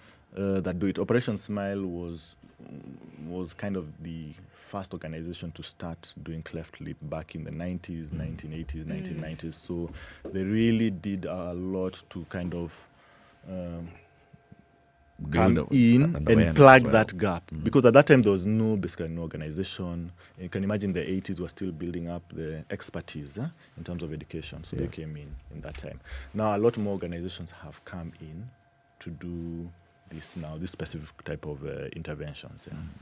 How many people do we have in this country who do what you do? Not in terms of volunteering, who are trained as in this? Oral maxillofacial surgeons. Yes. Now, this is the thing. There are not too many. The reason is, even as an oral maxillofacial surgeon, the people who are qualified would be anybody who is doing surgical expertise. This is a surgeon who is doing surgical expertise in the head and neck area. All right, that would be few. Maybe maxillofacial primarily, could be ENT, could be plastic. Now, the thing is, you can be trained. Even I was trained as a maxillofacial, but I still needed to do some extra steps or extra training to do a cleft. So this is what this is where we're going in terms of our healthcare. It's called super specialty training. All right? So that's where we're going. So when it comes to the people who can do cleft lip and palate in Kenya today, actually there are not many. There are quite few. So another thing that we've been doing... 100, 10, 15? 100 is many. 100 is many, actually, So maybe it'd be talking, I don't know, maybe 30, 40. But I can't give you an example. That number is just to show you that they are not just an estimation. So another thing I would like to mention in the same light is that with Belarus Foundation and Smile Train, one of the other key areas that is focused is education and training. Yeah, so if I'm doing cleft, I am a specialist, I can invite people who are interested, maybe surgeons, to come and start learning the skills, because they'll get the patients there. So how many have Belarus now been able to bring on board? Who? Like experts on this? People whom you've trained, maybe who are ENT specialists before, but they did not have this specific expertise. Well, Belarus has been relatively young. It was formed just a few years ago. So we were formed, initially when we were formed, our primary goal was primary care. I mean, primary, just go and give the service, but now we're transitioning to now training, because the idea is you can't keep on going to some of these areas and coming back. What you want is when you go to those areas, you train. Now, the reason I'm saying this is because we also travel out of the country sometimes. So that's the key. So for now, we are trying to bring in the students to learn, or the surgeons to learn. We have been able to train a few surgeons. They come plug in, then they go back. Usually they're sent in, for example, by Smile Train, and they're usually from other countries, from example, South Sudan, DRC, Congo, etc. So we'll train them, then they go back here. Right. So the thing about this, and we've seen hundreds of people whose lives basically have been changed because the surgery is a solution. It sorts out that problem. Many would wish that it would have been sorted out earlier. Yes. The basic surgical miracle that then is done on children then allows them to feed properly, communicate properly, etc., etc. Now, the surgical intervention being the cure, and when we look at things like prevention being better than cure, is there any form of prevention from some of the factors that you've talked about, or things that families can do to kind of ensure that you reduce the risk of this in case? Do you see? I don't know if you see where I'm going with this, because we've talked about there are certain factors that would influence whether mothers could then pass it to their children. Yeah. We've talked about, a status of certain things, poor nutrition, immunity issues. Are there things that in the education arm of what you are doing now, you can start to give that information to people who can say, well, look, here are certain factors that we can try to determine that could influence in one way or another. These are things we can take into consideration. Does that ever come up, or are we looking at hard, fast surgery as a solution? Should it come up? That's excellent. But like in anything in medical, you can't do it. It has to be multi-pronged. So that's a very good question, yes? So the patients who are there, hard, fast prong. We have to treat them. Now, when it comes to the mothers, these are mothers, if it's a first baby, she's probably going to get second, third, or even the community as large. You'll give them community education. And you're right, those factors that I've told you are the ones that you go to, the associated ones. It's not that if we go through each of them and everything is ticked to the box that they won't get clefts, but at least they will have reduced their chances. So we go through all those. Okay. So we'll go through the exact factors that were discussed, all right? Like avoid smoking, don't take any drugs, don't take any alcohol, etc., etc. And then obviously have good follow-up and good nutrition. So those are the things we'll tell them. And then now, like with everything in life, you just have to hope for the best and pray. That's it. When the baby is born, if they have a cleft, they should not worry also, because there is expertise to deal with it. Right. One of the people who've benefited from Smile Train work is Damaris Mwende. She's on the line and she's joining us now. Good morning, Damaris. Good morning. It's good to have you on the show. Thank you very much for joining us this morning. Just to do an introduction, we take a break and then we'll be able to have a deeper conversation with you. Where are you this morning, Damaris? I am at home without feeling. Sorry, we didn't get that clearly again.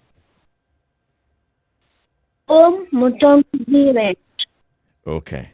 So this is one of the beneficiaries of the Smile Train program, and she'll tell us about her journey going through this whole operation, living with cleft palate, which of the two that she went through, and then the service that she got from Smile Train and the work that then is done, and then the impact that this has had on her life.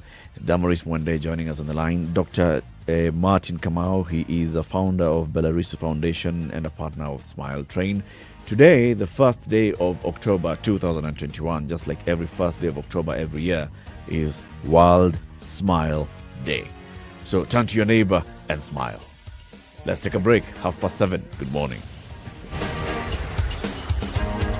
This is the Situation Room, the only way to start your day. Spice up your life.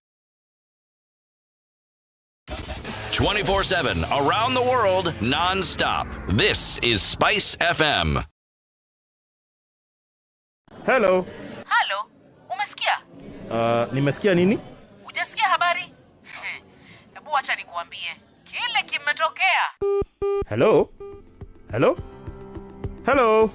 Don't wait for hearsay. Dial *550*1# to read the Standard e-paper from the convenience of your mobile phone for only 20 shillings from your telecom line, and stay up to date for a reliable source with over 100 years of experience with no additional data charges. You know, when you see someone being jailed, a governor or two or someone who stole, then people will fear. Because our problem is not the borrowing, it's the stealing. We've become actually a nation of thieves. The only thing we lack is an opportunity to steal. The guys who quote the Bible and say I'm a Christian and all that, and you know they're thieves. Return what you have stolen 4 times. If you know that you have property or anything that you have stolen, just return and say, My God does not allow me to hold stolen things. We are also a reflection of you because you elect us. You know, we don't get into our office by ourselves. We are a reflection of the people who elect us. We don't want to go to the streets. We have a constitution that enables us, assert our will. When the legislature are now being taken as hostage by the executive for whatever reason, we are now bound by what they want us to do. This is just outside the realms of reality. We have impunity written into the DNA of our political class. How old were you when you learned that Jeshi Lokop is Jeshi Lawokov? I can't say it very well, but no, and everyone knows.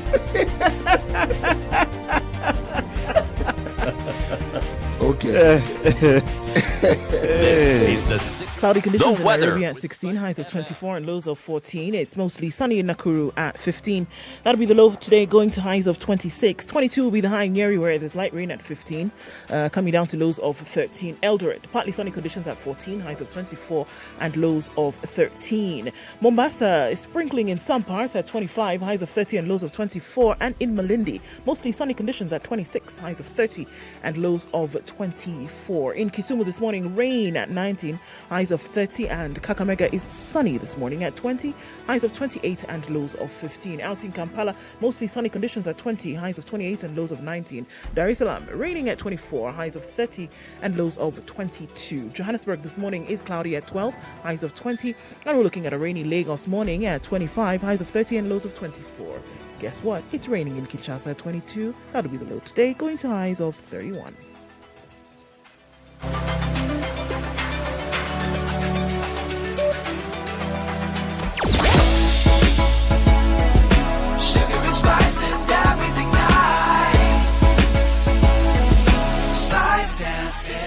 Spice You up blink your and just life. like that, voila, traffic on Uhuru Highway today, just past the Nyeri Stadium roundabout. Then we're looking at that whole section at the Bunyala Road roundabout, out towards that construction, quite messy. And it's going to be this way through most of today, out towards Haile Selassie. That is joined by other roads into the city, Jogger Road, Gong Road, coming off Mombasa Road.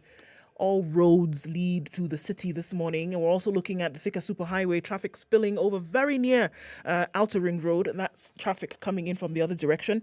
Coming out of Westlands as well, still a thing. So the Red Hill Link Road, that's an option for you off of Wayaki Way. Folks are using that this morning. Join them, won't you? All right, Jomo Kenyatta International Airport. That stretch just before the airport, headed outbound on the on Mombasa Road thing this morning, as well as Langata Road, that's packed. Okay, so we're seeing Friday morning traffic thumping in different parts. We'll keep an eye on things, okay? SpiceFM KE on Twitter, text on 40127.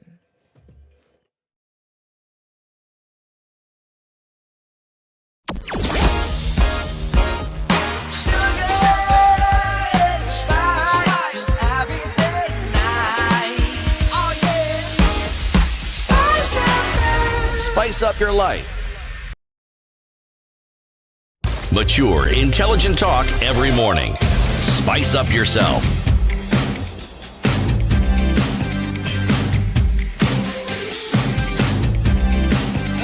Mornings done right.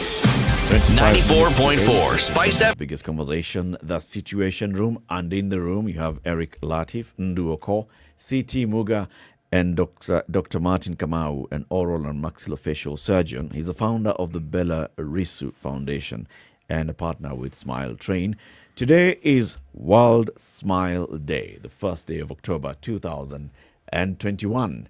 Damaris Mwende is somebody who had a cleft lip and cleft palate. She'll tell us which is which, but she got through an operation. She went through an operation conducted by Smile Train volunteers. Damaris, so at what age did you undergo the operation? 17 years. You were 17 years old at the point. Yeah. So before the operation, just tell us how your life was living with a cleft lip. That time I was Hello, Damaris. Yes. Yep. So, what kind of difficulties were you having when you were living with a cleft lip? I was like lonely. Yeah. People, students were not staying with me.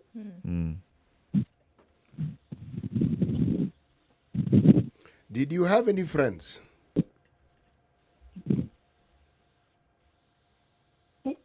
What?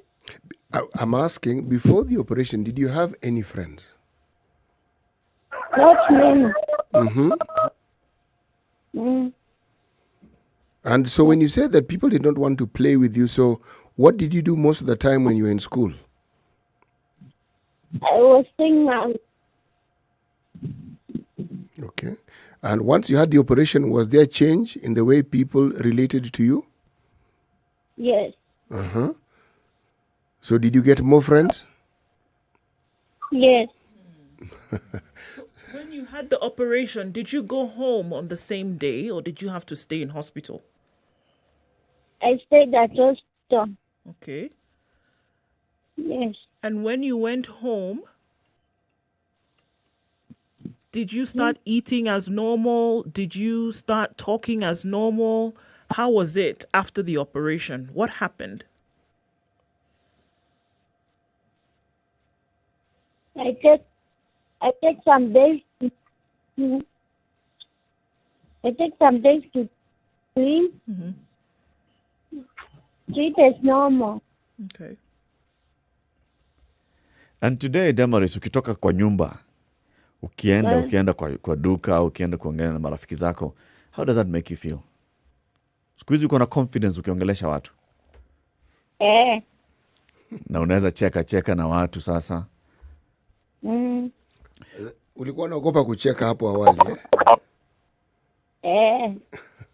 Hawa madaktari wa Smile Train, ulijuaje kuhusu hii operation yao? Nani alikuja kukuambia?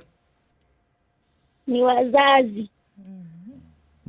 Ulipelekwa kwa hospitali gani? Wote. Makueni mfunzo ya wote. Walikuwa wamekuambia kwa nini unapelekwa hospitali? Na ulikuwa unaogopa ulipoambiwa utafanyiwa operation? Sikuogopa. Aha, sasa wewe ni wale watu tunaita brave.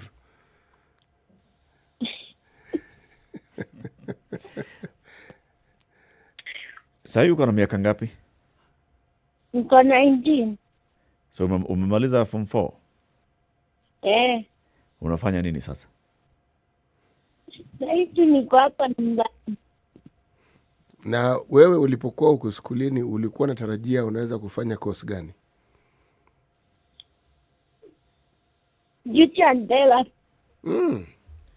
Beauty and therapy. Kwa nini? Hiyo ni career yangu. Ni kitu roho yako imependa? Na tuseme kwa mfano ukikosa kupata hiyo ungependa kufanya nini ingine?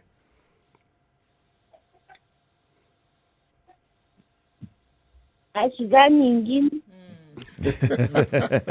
Okay. Ni hiyo tu. Okay.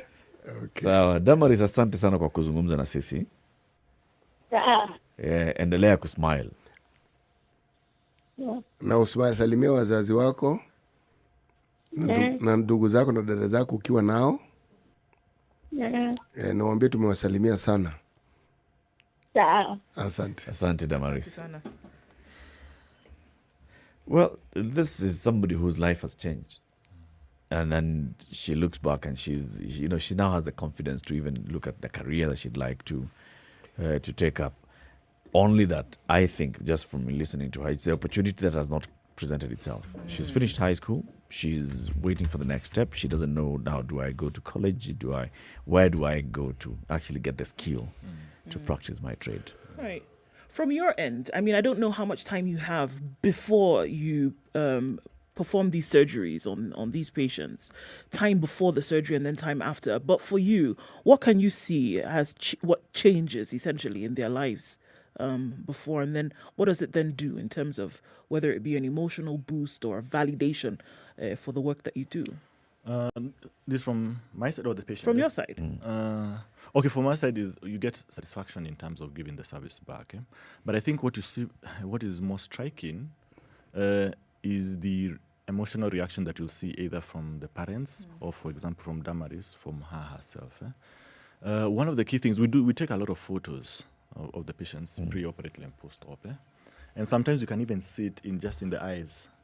When you take a photo of this child before, and when they're treated and they see themselves, and then you just stay a bit of time, then you take the photo after. There's a change. It goes. I'm telling you, it's amazing. The emotional reactions from the parents are even more dramatic. You just find somebody just gets the baby the first time and starts crying. I'm telling you, it can be a dramatic scene when from before, where always you find a group of patients seated there.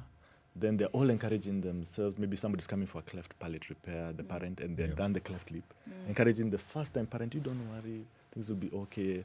Ours were like this, they've been repaired. Look, now we're happy. So the parents are more comfortable when they see the baby after, especially after all the trauma they've gone through. Because I think a lot of the parents also have a lot of, not even their own issues, the relatives come in. The society is basically looking at you. What did you do to the baby? Exactly. They're blamed sometimes, the mothers, and they hide the babies even. So you can now, when you get a baby now, everything seems more normal. You can present this baby in the open. I'm telling you, small things make a big difference. Sure. And one of these things is that just that repair of a cleft lip takes only 45 minutes. And it's life-changing. What? It'll take 45 minutes to do. For me, I'll do it. It'll take me. And the patient will go home the same day? Yes, usually they'll come in the morning. We have to, if they're children, we have to monitor them because the most important is they're safe. So we keep them in the ward and they go the next day in the morning. Safety is important. This is an elective procedure. We don't consider it emergency. So we have to plan for them. The most important is the baby goes back to the parents. Now, this 45-minute operation, how long did you take to train to be able to do this thing for 45 minutes? So I spent my undergraduate maybe 5 years. Postgraduate, I did another 4 years, and then I went outside of the country. How many years? I'm counting. So undergrad, you were doing just the normal medicine and surgery. You do the normal. I did dentistry. All right, dentistry. Yeah. So and then after that? I did maxillofacial surgery. So I did it over my span of 4 years. Then I've been going outside every time. So I do short-term fellowships. So I was in India to do a small clinic. Cumulatively? 10 years. So you trained 10 years to do this 45-minute procedure? Yeah. Okay. Well, well, you can do a little bit more. Right. It's continuous. By next year, we'll be talking about 11 years. You know? Yeah. What is the cost of getting one person who's an expert on what you are doing? Cost. Now you can imagine. Let's just talk about we are done with the basic degree. We have done with the secondary degree, and now what is it to get this special? What did you call it? The super expertise. Yeah. What is the cost? Yes. It depends. If you're to go abroad, I mean, you can imagine do a cleft, doing a fellowship can cost you maybe $2 million, $20,000 or something, because you have to pay, do your upkeeps, etc. for you to do it. Right. This is after the university, where you also have been paying for post-undergraduate and postgraduate. So the cost is enormous. Yeah. Because I'm looking at this and just looking back at, for example, Damaris stayed for 17 years with her condition. Yes. Obviously, she was being taken to hospital. Obviously, healthcare workers, doctors would look at the child and know what the problem is, but they also know that there's nothing much that they can do.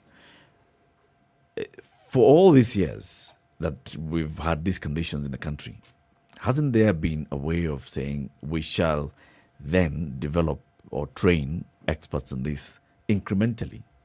Or we shall set up a facility, let's say at the former provincial hospitals where we can be doing these operations? Because why did she have to live for 17 years? She's going to hospital, she's going to school. Everybody can basically see what the issue is, and everybody knows this is a minor operation surgery. Well, it's not minor. Well, okay, just not minor. short. It's a short time surgery. That's a very good question. But it also depends. It's called baby steps, and it depends on where the country has come from and where it's going. So it depends on what your priorities could be. So maybe it was primary healthcare, focusing on communicable diseases, non-communicable diseases, cancer, etc. So there's that focus.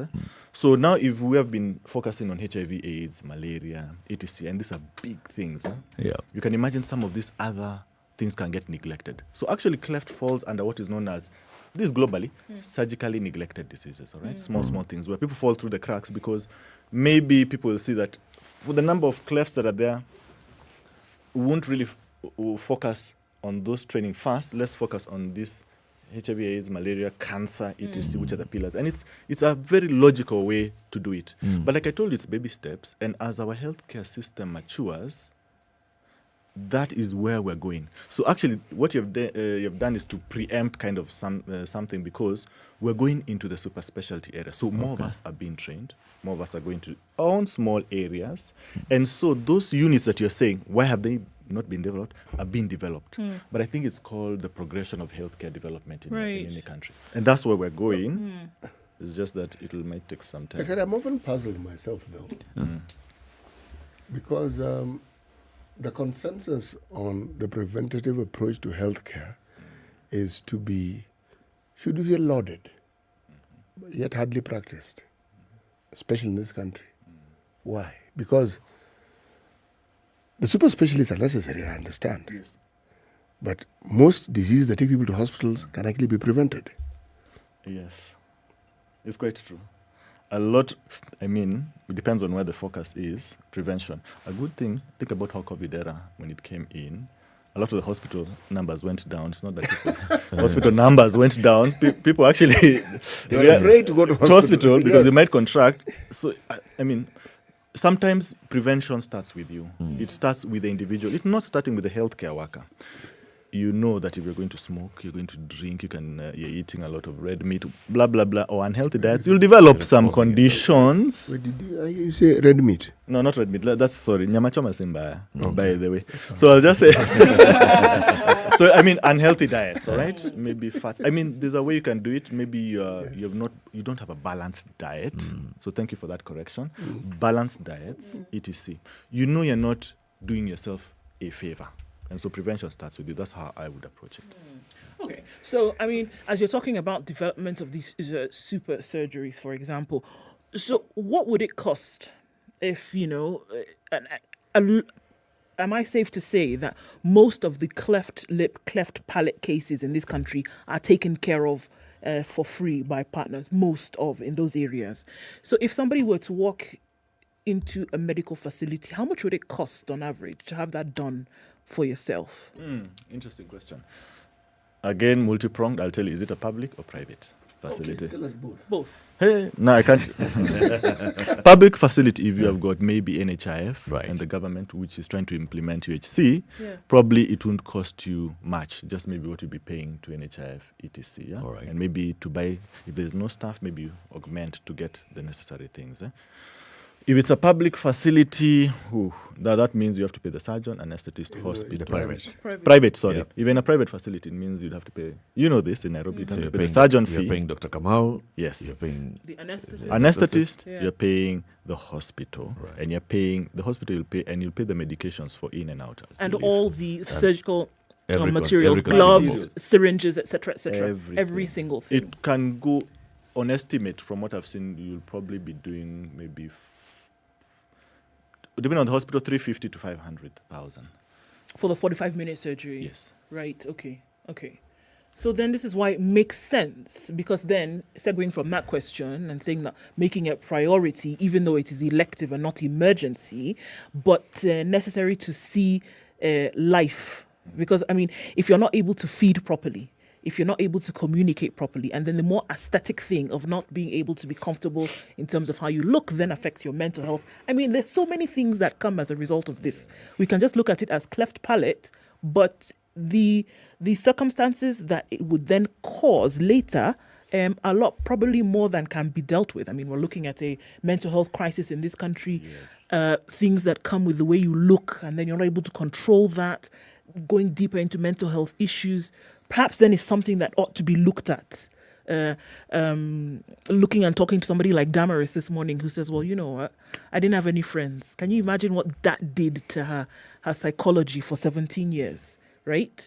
So even as we look at it then probably taking more center stage in the future, then is it not something then that should be then established permanently in partnerships to say this is absolutely something necessary that needs to be done? By the way, you've hit the nail on the head. Now, I'd not told you about what I quote-unquote would call the cleft experience. When you're dealing with the cleft, it's not only the surgery, cleft lip and palate. You'll do the surgeries at a certain point. You have to think about the feeding, nutrition, you have to think about the psychosocial aspects and support for the family and the patient. Those are crucial. Mental health is a big thing. All right? So Damaris is 17. All those years will definitely affect how our outlook is. To change, even if the cleft lip or palate has been repaired, her attitudes of how she interacts with people is still the same. And she carries it forward. Even if people treat her differently, she'll carry that same stigma forward. And that is one of the biggest things. Cleft palate is even worse because it affects speech. So somebody would talk like, what we take for granted, you can hear me very well, but they would talk with a nasal, how are you? Fine. One of the worst things about such intonations is people naturally assume. First, you can't communicate, and naturally assume you've got a mental issue. You have a developmental issue. Let me tell you, it becomes a problem even in your own psychosocial mobility, upwards, even everything, psychological, social, even getting jobs is difficult. Because I mean, if I was to ask you in professions, how many cleft people who have been repaired have you seen here? Maybe producers, lawyers. How many have you seen? It's not that they're not there. Where are they? So this psychosocial issue and mental health is a big thing. It's some of the things that we're trying. It has to be holistic when you treat somebody. It's not just the cleft and say bye. No? Right. So how do you do it? How do you do this? How do you offer this support? So we do have now volunteer psychologists who come in. So they have to chat with or have a talk with the parents before, just to see how they're doing, encourage them, and then talk to them after, and then keep on having contact with them afterwards. So the psychologists have got now their way of handling it. And even with the psychologists, they have to have that, they need the cleft experience and all that stigma. So they have to now really talk to the parents and the children afflicted and trying to get them out and give them the confidence boost. So you have to have a psychologist on board. A lot of these were not there, and you're right. So it's a big mental health issue. Even today, we still have gaps because we don't have, again, those too many psychologists in those areas. So these are things they're trying to build up as we move forward. Yeah. So these are, should I say, a work in progress? Yeah. But it's something that we are aware of, and we are working hard to make sure that we can plug that, should I say, that gap. There's a question I have to ask. Awareness. As you have partners who are already providing, in some cases, healthcare in the places you go to, is there any attention that is given to awareness so that people can understand, one, that there's help, B, the psychosocial support that you mentioned, it's not just for the child, it's also for the family that this child comes from? Now, awareness, let me put it this way, there are gaps in giving the awareness, definitely, which we're trying to have, but I don't know. I also found that there are also gaps in terms of just some cultural issues where people might not be willing. The parents a bit hard in terms of even wanting to come. They don't see like they have a problem. Usually it's defensive. Very. And it's not even cultural. No, it's defensive. You see, when I say ignorance sometimes masquerades itself as something very, very interesting. And poverty now is an even bigger hindrance, because if you think or feel that there's a cost attached to it, and you have a problem of simply existing, forget living, how do you think you're going to approach the whole thing? That's why I asked about the awareness, because if people know, then their response will be different. Yes. Exactly. Well, we're trying to leverage the awareness of the availability, right? Yes. We're talking about availability. Yes, is fundamental. The solution is available. So the way we do it, to be honest, is that, yes, there'll be like Smile Train and other organizations trying to pump out the availability, like on a day like today or even any other day. We do the same, but ours is a bit more specific. We will go to on the ground, create awareness. But I think for us, it's more of the patients. When they see that this can be done, a lot of the patients will have had issues of going to the hospital, coming back. Yes, it can be done, come at 3 years. It can be done, disappointments. So some of them just want to come and see, can it be done, and then take it back. And so the awareness is there. Some are very skeptical. So we'll do the awareness, but actually be on the ground to do it. Once you do it, it changes. It's no longer just word of mouth. It is actual. It trust me, it changes. And so it's like anything. If you go to a hospital and they advertise, oh, they'll do this. They've never done it. People are skeptical. But as you keep on doing it, people develop a confidence. And that's how awareness is should I say, positive feedback? Keep on doing it, create confidence in that community, and that community spreads the word. It becomes now a positive feedback on it. It's actually a very effective way of sending a message. Yeah, I found it to be literally almost the best way. So what kind of support do you reach out for members of the public? For members of the public, I would say, there should be awareness. We hope that they get to know more about us in terms of reading. We do have a website, etc. They can look at the Instagrams, etc. More often than not is just, 1, preventative, take care of themselves. Number 2, in case of anything, let them know wherever they see a cleft patient that this treatment is available and can be offered at the earliest opportunity. So if the baby is born, they should be able to reach out to whichever organization, ours or any other organization, and so that. And there are many organizations that are. Yes, there are many organizations trying to plug this gap, bridge this gap. Should I say? Yeah. So for the public, don't be stigmatized. Number 1, don't stigmatize them. Do you have resource mobilization locally, like fundraising? If people would like to support you by just putting money into a kitty. No, Eric usually supports such causes. That is why he's asking. Fantastic, Eric. Yes, that is excellent. My philanthropy arm is the philanthropy. Oh, that's fantastic. All right. Not as yet.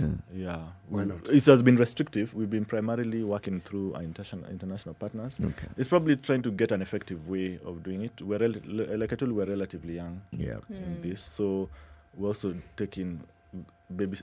Growth also comes with this. Sometimes advice from possibly like you, who is more in that space, would be very welcome. So we're also open to a lot of advice, to be honest, because I think it's through many people coming together and the ideas that we will become better. Yeah. Thank you very much for joining us today, Dr. Martin Kamau. Thank you for having me. Now, your final word as we celebrate this World Smile Day. Okay, final word.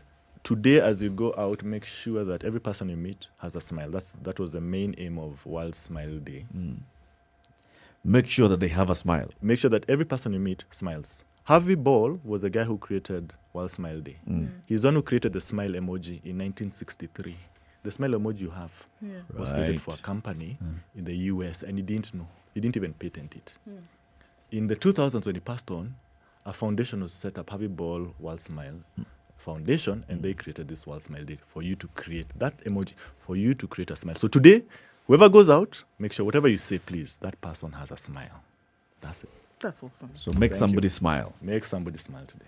Thank you. All right. Let us always meet each other with a smile, for the smile is the beginning of love.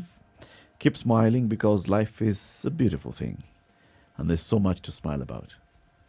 Do you see anything to smile about? Our friends and vibes are playing that song today, I'm sure. Thank you very much for keeping locked in on this conversation. It's World Smile Day. Have a lovely smile and a very good day to Dr. Martin Kamau, founder, Belarus Foundation, and this foundation partners with the Smile Train. It's a global foundation as well. Asante sana, Doc. Thank you very much for having me. Right. Have a good morning. It's now 8 a.m.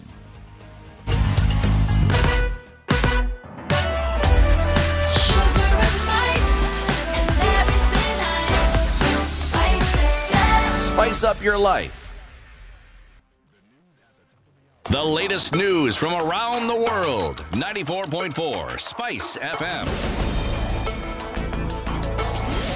This is Newswire. Dennis Aseto.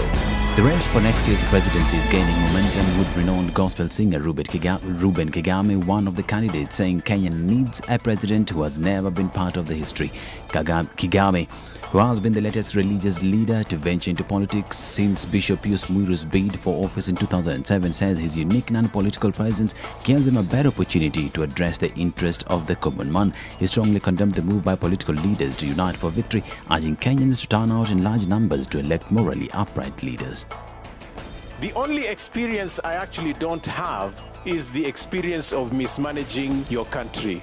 The only experience I don't have is theft. The only experience I don't have is impunity and corruption. So if those are bad experiences to have, then I don't know what you want. I have only one experience in life: to lead by example and not to tell people, do as I tell you and not as I do.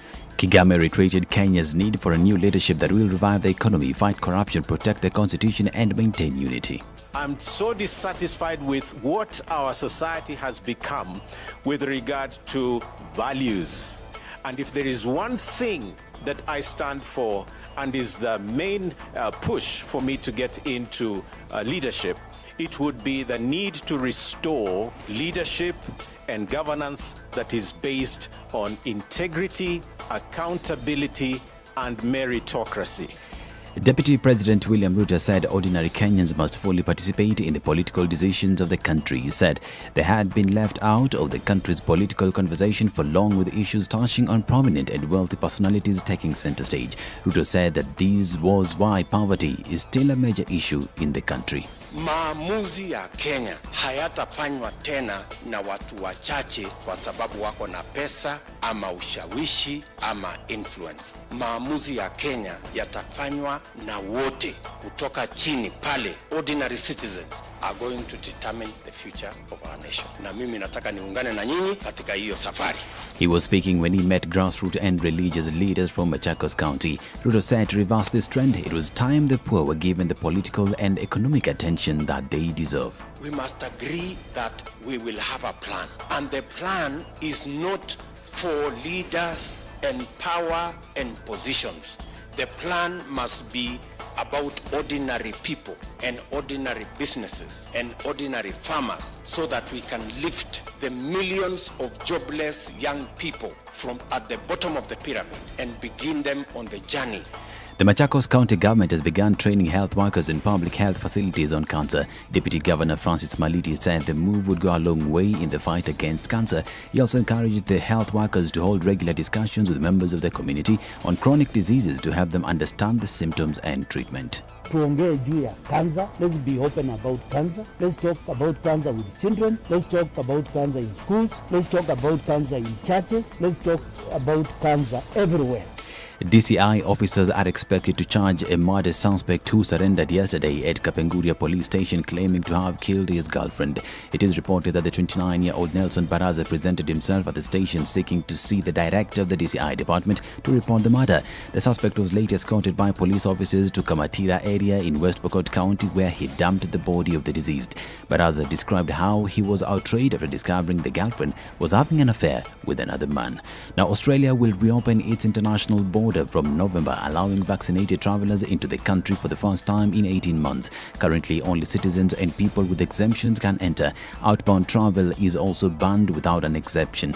The policy has been praised for helping suppress COVID-19, but it has also controversially separated families. Prime Minister Scott Morrison said states with vaccination rates above 80% would get the travel freedoms. Now, Harambee Stars enter their first residential training Thursday at the Utalii Sports Ground ahead of the upcoming 2022 FIFA World Cup qualifier back-to-back matches against Mali. All local-based players reported to camp with their foreign-based counterparts set to join them, save for Abu Domar, Stanley Okumu, Eric Ouma, Richard Odana and Ismail Gonzalez, who will link up with the team in Morocco. Harambee Stars head coach Engin Firat is positive after taking the players through his first official residential training session. This is Newswire. I'm Dennis Aseto.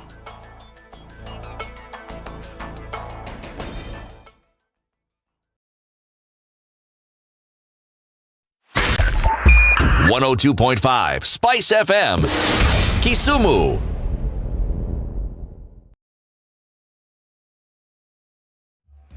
Aerodrome Road feeding onto the Uhuru Highway this morning is jam-packed all the way from Langata Road. Joining at that point, we have a lot of traffic into the city, outbound as well.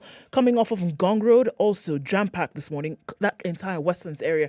We're looking at folks using the Red Hill Link Road because Waiakwe is an absolute mess. There's a mishmash of action on the Mombasa Road as well as on Thika Road this morning, the superhighway, and this has spilt over to Outer Ring, coming from the eastern part of the city. So it looks pretty messy, what we're looking at this morning. We're also looking at Limuru Road carrying into the city, very, very slow, going past the village market, out, then past Aga Khan Hospital. We're then going to use Wagari Mathai to get into the city a lot quicker, but then you're going to join what is Uhuru Highway outbound as well. Let's keep looking at what's going on here. Share what you can. If you get into a sticky spot or you find a good route, let us know that as well. A few minutes after 8 o'clock, we'll see what it looks like in about half an hour. SpiceFM KE is how you can get in touch. Talk to us on text 40127.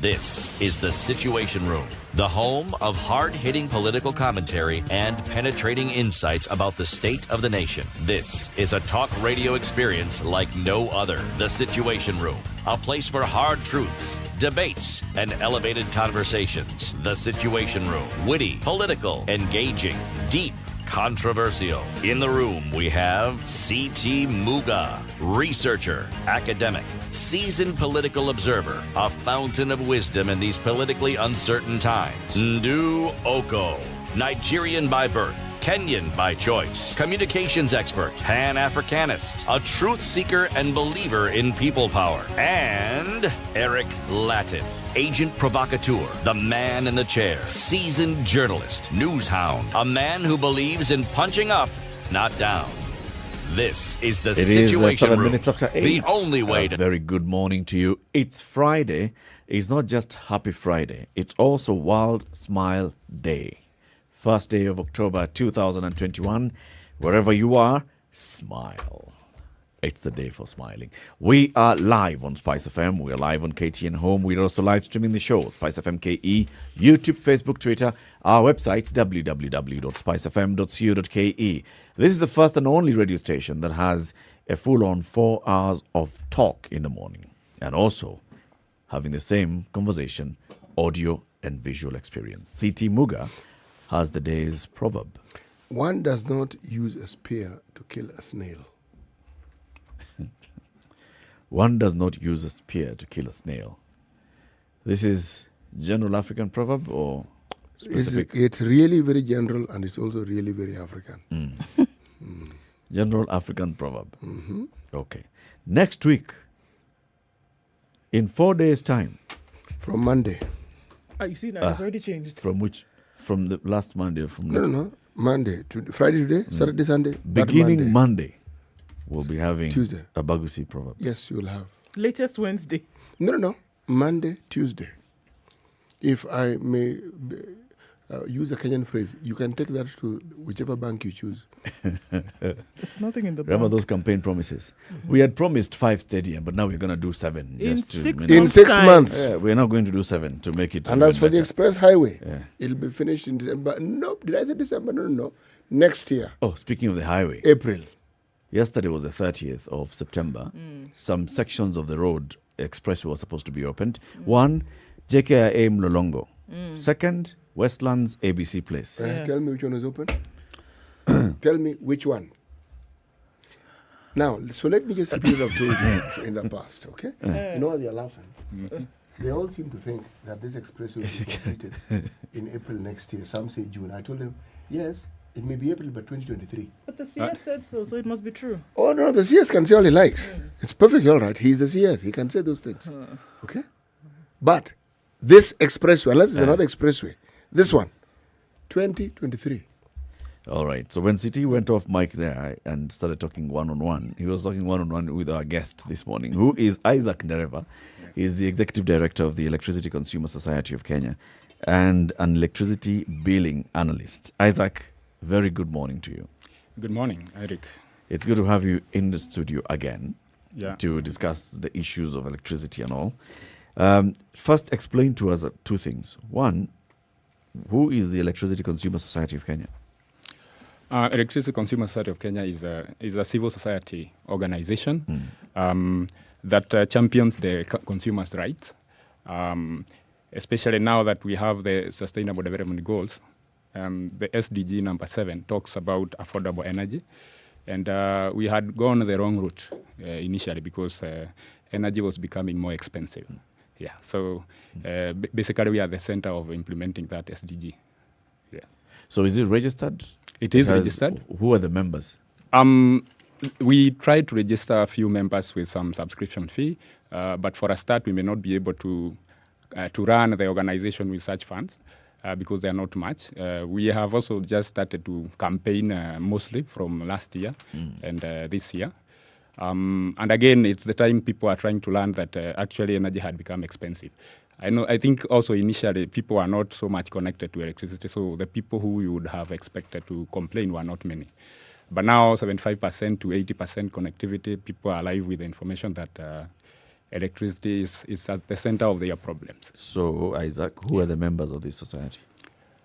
They are manufacturers. Some of the manufacturers have registered, although we have another parallel association of Kenya Association of Manufacturers, which deals with large users. We are also trying to absorb them, and we are also trying to work close with Kenya Association of Manufacturers. So those are the members. We are also trying to get a few of the individual members who are having problems. We try to, that one we are doing almost for free, because if you start charging them and they are complaining about 10,000 shillings, you may not be able to get much from it. So we are also dependent on some donors so that we can be able to advocate without a lot of hassle. All right. Yeah. Okay. And then who's an electricity billing analyst? That is someone who looks at bills, the details of the bills in different countries, especially in sub-Saharan Africa, and then you compare with the Kenyan bill and you see where we are suffering and perhaps even be able to advise the government. We've not gotten an opportunity to do that. But I think the way forward is that the government must keep on asking such people to advise. Yeah. So what exactly are you doing? I mean, now understanding this society and those companies that make up these associations, what exactly are you doing for them, for those that you bill? What exactly do they get at the end of the day? First thing is that we are able to analyze their bills, and sometimes Kenya Power will have made some mistakes. We try to advocate and follow up so that they can get refund. We had also a case where in 2020, all companies, I think, that were supposed to be enjoying the time of use tariff, Kenya Power did not lower the average as it was supposed to be done. They were supposed to have that gazetted, but it wasn't done. So I think it would be considered as illegal that they effected that without gazettement. So we really tried to talk to them, but we also realized that they are hurting in terms of finances, and we decided to just leave it at that. So at individual levels, we are able to champion for one or two companies who have some specific problems tied to them. But that was a national problem at that time. So if I understand you to be right, the growth of your membership is something that is aspirational. You are hoping that with time, as you grow in stature, that people who fall in the category of consumers of electricity will see the need to join the association. Exactly. And then we may only reach there if we are first able to run without them subscribing. Right. Yeah. So, Isaac, we saw just the other day the president, out of a public outcry, established a task force to review the power purchase agreements between Kenya Power and the various suppliers of electricity to the grid. And the task force presented a report, and among the recommendations, I mean, there are several recommendations, but the action and what is going to be a deliverable is a substantial reduction in power bills by December. Did you present any findings to this report? Did you to the task force? Yes, we were consulted by the task force. We tried to explain to them what really matters. And we told them, of course, that the fuel cost was one of the major components that was making the bill very high. But of course now, I think the president decided to drop, not even if you scrap off the fuel cost totally, that would have been around 20%. But now he just came to 33%. That means even other components have to be attacked. Much as he gave the recommendation that they review the PPA, the PPAs, I think that he may not be able to bring it too much down to achieve the 33%. The fuel cost ranges around about, if I look at my record here, the fuel cost is taking about 18.72%. So even if the team drops too much, it can only come to around 15%. So really, the next 15 or 18% has to be gotten from other issues. And one of them, I think, as a government, would have been VAT, which takes about 13.94%. But basically, I know also Kenya Power is going to hurt because I know recently why I even thought that it's going to be a problem is that they were trying to bargain for a 20% increase. And then you realize that they have been slashed from 20% plus to minus 33. So it's like they have been deducted 53%. It's going to be a big problem even to be an MD of Kenya Power right now, and you are given the mandate to be profitable. It's going to be Since this is something that you understand well, please help me understand it also. How is it that a company that has a near monopoly, when I say near, it's because I know there's some people who use kerosene, there's some who use maybe solar only, but predominantly, they have a service that is subscribed to by most Kenyans. Tell me how it is they are unable to make the money that they anticipate, even without the increases. What hinders it from making money? Well, we've sat down with several of them, and we also were asking the same question. And we were able to understand that, number one, the drive by the government for the last mile connectivity is what hurt them most. It would have been profitable. Because most of the people who are connected and they are a bit far from the generating stations, those losses are too much. As a result, even maintenance is required. We have not seen a considerable increase in the in the staff in Kenya Power. So that has resulted into it didn't go into increasing profitability. In fact, the biggest portion of the consumers are the people who are called domestic lifeline, people who consume less than 100 kilowatt hours. Those people, even if they are above, I think they are around 6.3 million right now. So you don't expect to get any profit. In fact, if you look at the net income from them, it's actually a loss. And that is, those are the majority of the people you have. But unfortunately, again, as a government, those are the people you need to look for because they are the voters, actually. Yeah. But so are you saying that it's costing more for the Kenya Power to supply electricity to this consumer than the consumer is paying? Exactly. Right now, if you do it technically, you realize that Kenya Power is actually losing in trying to supply electricity to them. Yeah. I don't understand it. You don't? No, I know. Explain it again, maybe, Isaac. You said, number one, yeah. One of the things that you've mentioned, this consumer is far from the generator. Yes. This consumer, it'll take, there'll be heavy losses on the line to take power to this consumer's home. Yes. So how much, explain now from that point, what are these costs that Kenya Power has to incur to get power into the heart of some homestead somewhere, far-flung area? They will buy power from KenGen and other IPPs. The power they are going to buy, or the energy they are going to buy in kilowatt hours, they're going to pay that. Right. During transmission, the consumer does not get the actual amount that has been purchased.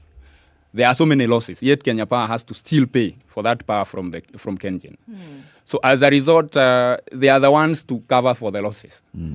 Now, the losses are coming as a result of trying to take that power to that consumer who is only paying about 500 or 200 Kenya shillings. Should that not have been taken into consideration when this was being set up, for example? If we're looking at the expansion that was taking place, and you said that this is what is required for power to reach from point A to point B, all of those taken into consideration, and that is what we assume will be put in your bill, right? This is what it's going to cost.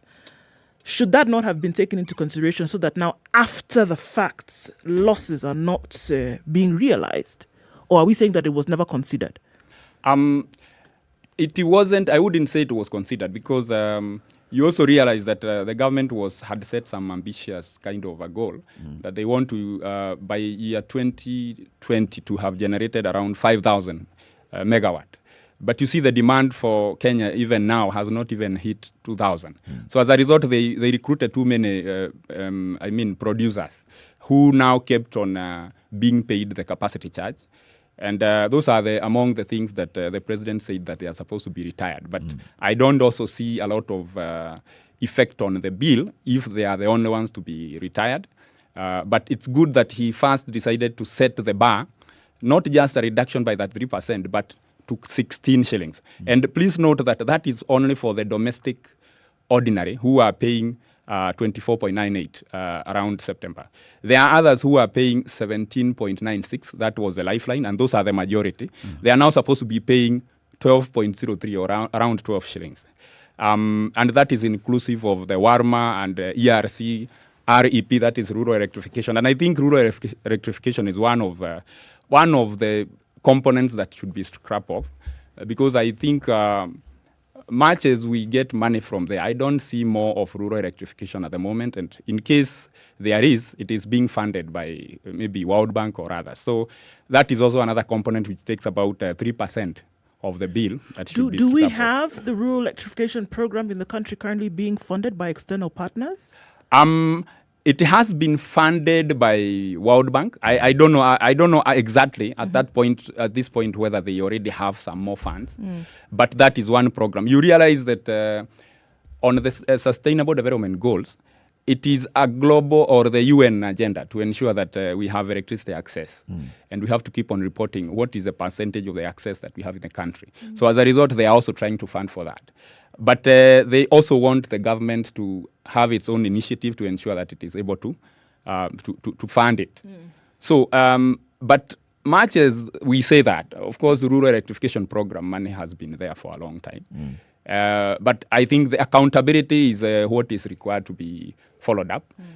But as you see, even in other countries, like South Africa and other countries, like South Africa is actually at 16 shillings. And I think that is why even the president decided to bring it to that point. But you realize that much of the South Africans' bills is subsidized by the government, and many other countries, even Ethiopia, who are paying less than a shilling per kilowatt hour, is being subsidized by the government. So unless the government have to subsidize what it has caused the reduction in, Kenya Power will not survive. It has to actually subsidize for Kenya Power to also be up and running. You know, the amount of money that the Kenya government put aside for what we call the last mile project was what? 6.7 billion Kenya shillings? Yeah, around there. Okay, now 6.7 billion shillings was supposed to see everything to a completion, isn't it? Now, whatever we call it, what I don't seem to get is, okay, you take electricity to people, I'm putting it as basic as I can. I wish these people who then got electricity don't pay, and yet there was a cost to bringing the electricity to them. Are we saying that we didn't factor the cost of bringing the electricity to them and what they were going to pay against what they were going to pay? It was estimated that if the electricity was taken to a certain place, there'd be a certain number of takers. I've heard you say those numbers are not as high as we had anticipated. But if you are you're taking the poles, the posts, the wires to a place, surely you must know that there at the end of are this people. line, there are people who are going to consume the power. You know, right? Having the meter in the house does not necessarily mean that you're taking power. Yes. Because the issue is consumption.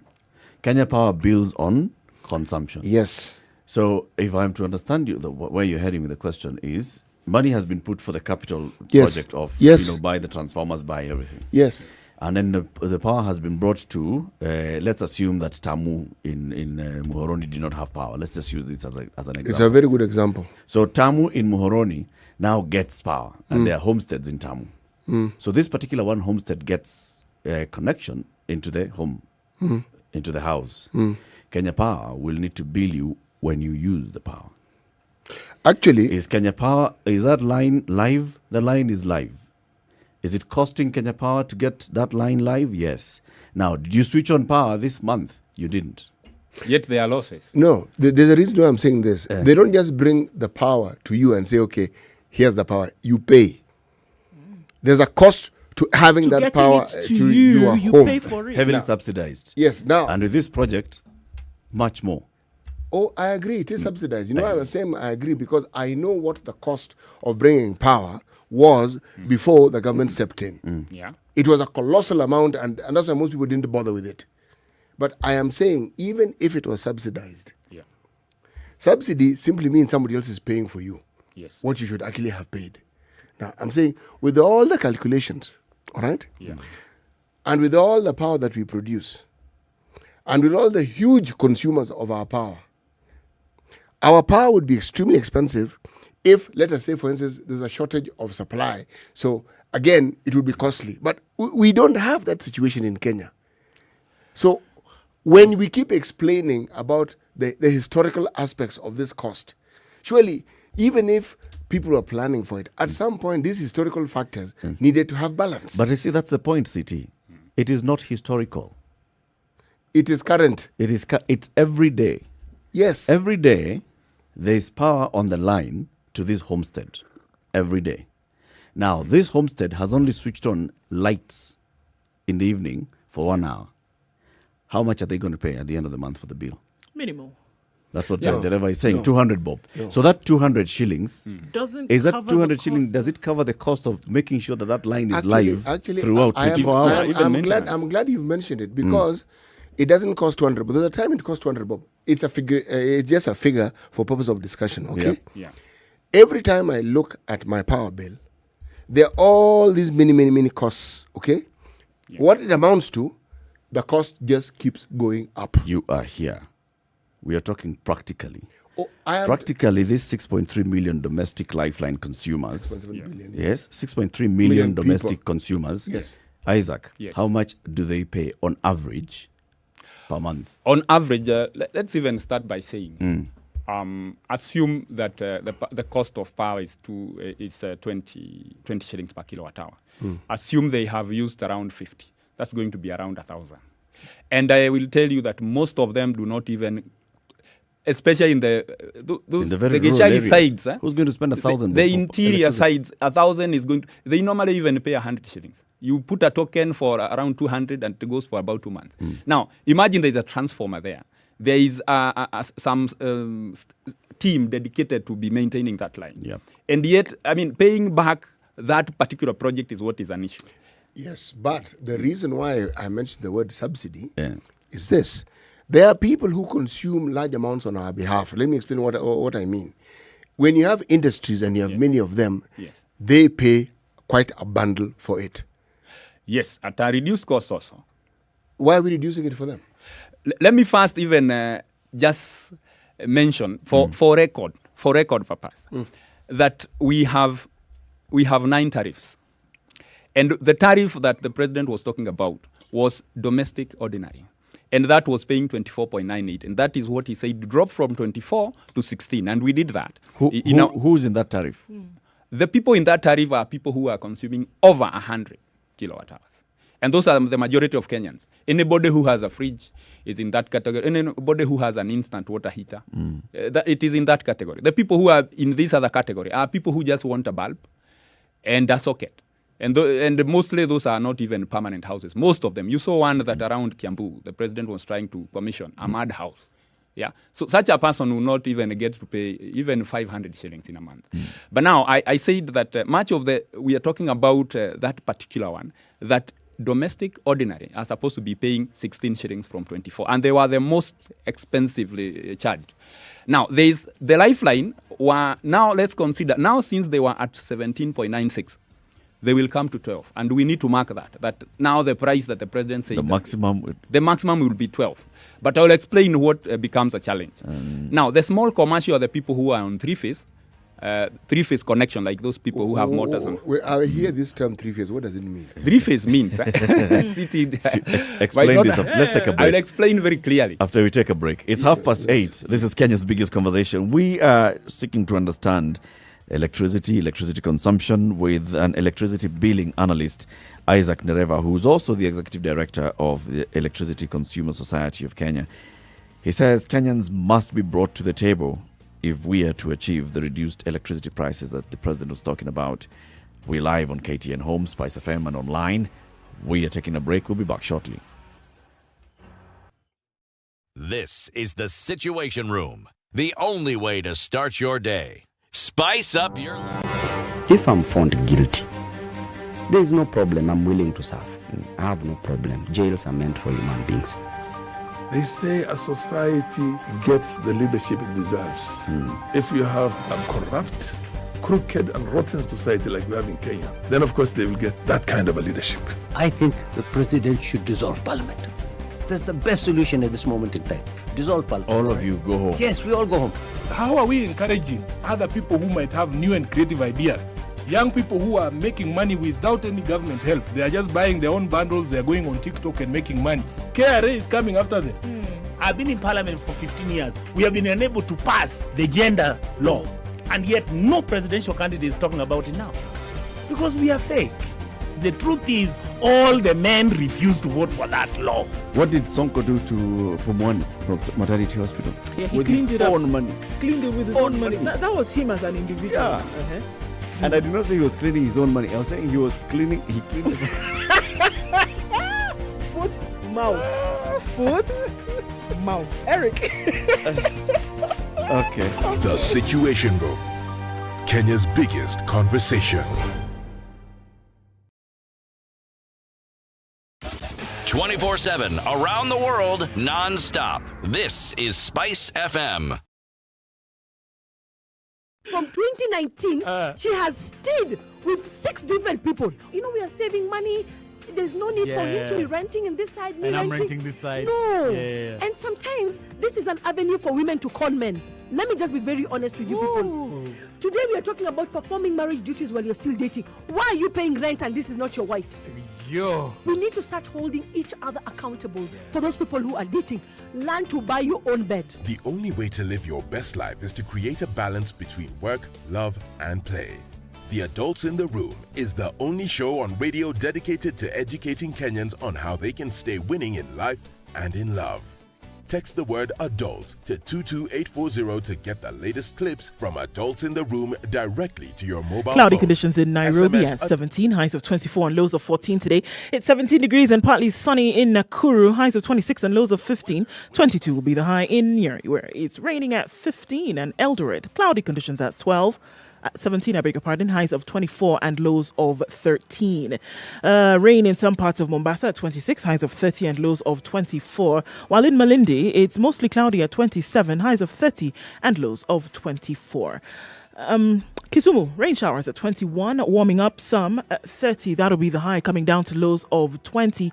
And in Kakamega, it's mostly sunny now at 22, highs of 27 and lows of 16. Kampala, mostly sunny in Uganda, 22 degrees, highs of 28 and lows of 19. In Johannesburg, mostly cloudy conditions at 12, highs of 20 and lows of 12. Looking at Dar es Salaam, light rain this morning at 25, highs of 30 and lows of 22. While in Lagos, it continues to rain at 25. We'll see highs of 30 and lows of 24. And Kinshasa is sunny at 22. That'll be the low for today, going to highs of 31.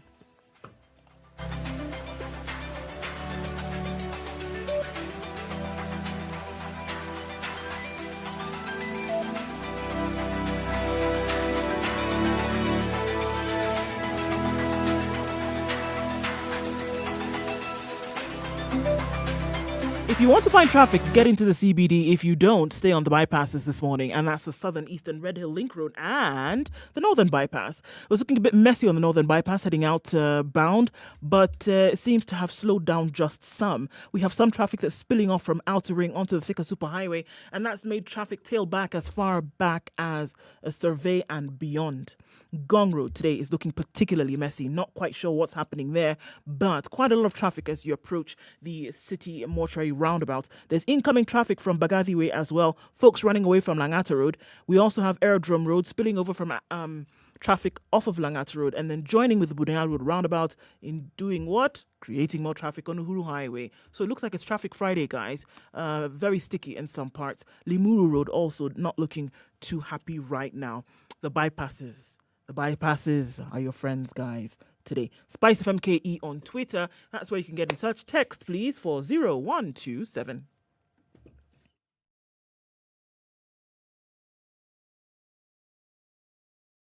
Are you ready? Okay. Spice FM. Mature, intelligent talk every morning. Spice up yourself.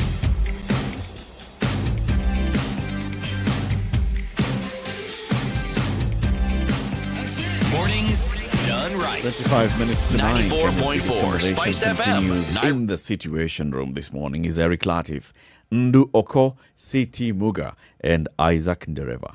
an electricity billing analyst. Before we took the break, you were telling us about the various tariffs that we have from Kenya Power, and we got to a point where you said there are some consumers now who use three-phase. CT asked you. Yeah. What is three-phase? Three-phase, I didn't expect that it was a difficult issue to understand, but I appreciate because there are many people who might keep on asking that. Yeah. That you might have never seen three-phase if you have never worked in an industry. So whatever you normally find in domestic is normally single-phase. Now, a transmission has 3 lines. It has red, yellow, and blue. Yeah. So single-phase is when you've been powered by one of those lines and then connected with the neutral. So each house, sometimes you might find that kuna nyumba zimepotea stima, line moja, ingine ijapotea. So those are connected on one line, maybe red. There are other yellow and blue. So, but when you have a load like a motor that uses all the 3 lines, hiyo ndio tunaita three-phase. And there are people who might be using that three-phase, but then they are still consuming less than 100 kilowatt hours. Those are the people we are calling small commercial 1. And then those are the people who will be paying from 17 shillings. They will be paying 12.03. They are the same band. They are in the same band with the domestic lifeline. And then I said the highly taxed people are supposed to be domestic ordinary who are paying 24. And then they will be paying 16.74. Domestic ordinary, who's that? Domestic ordinary are people who are spending over 100 kilowatt hours.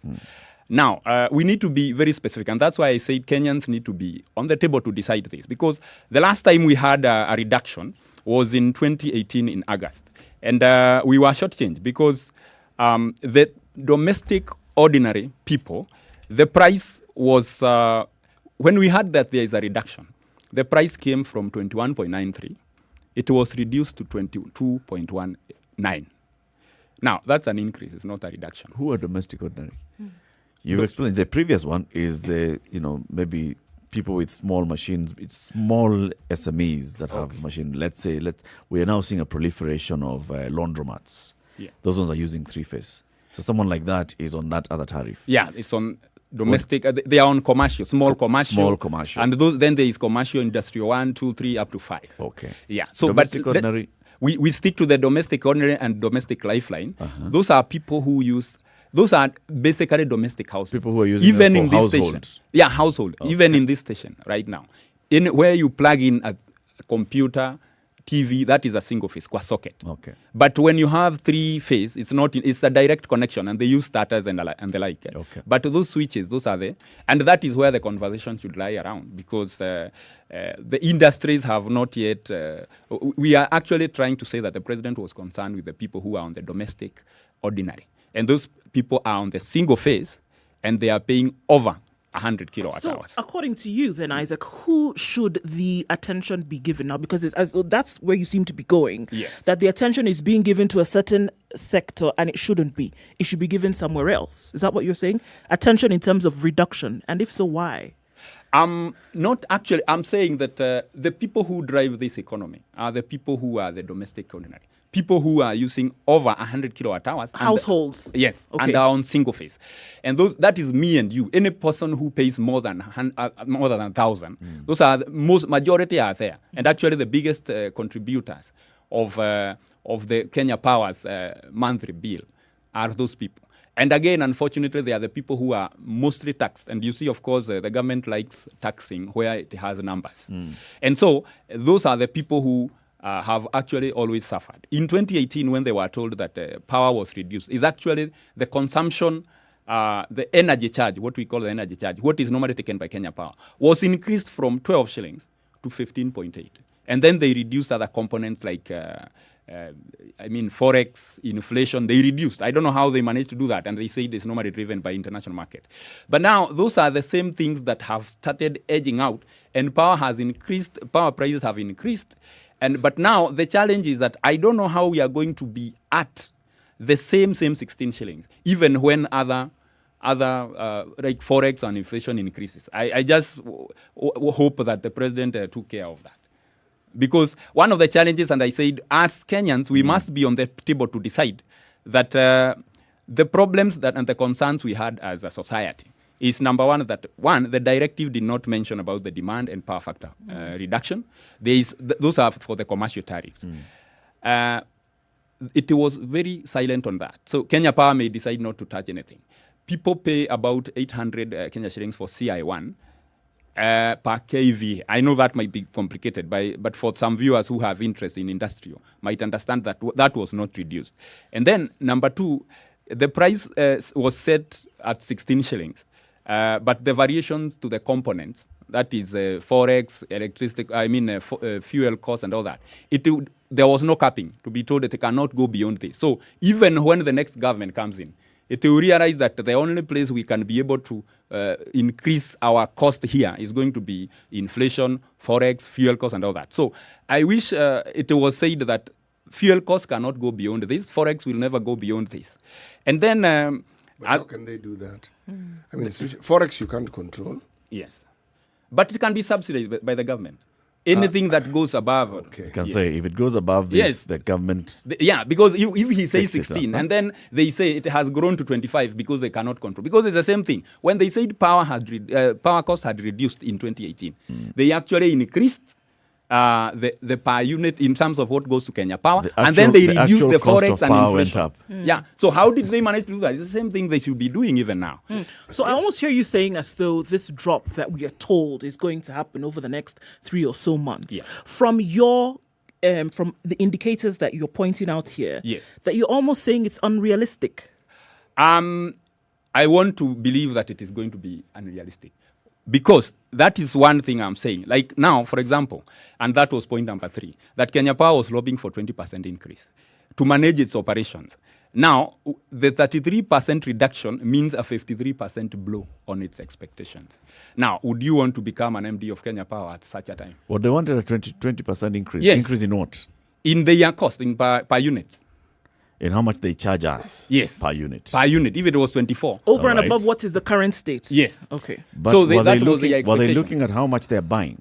Were they looking to reduce how much they're buying from their suppliers, Kengen and the IPPs? No, it was supposed to remain the same.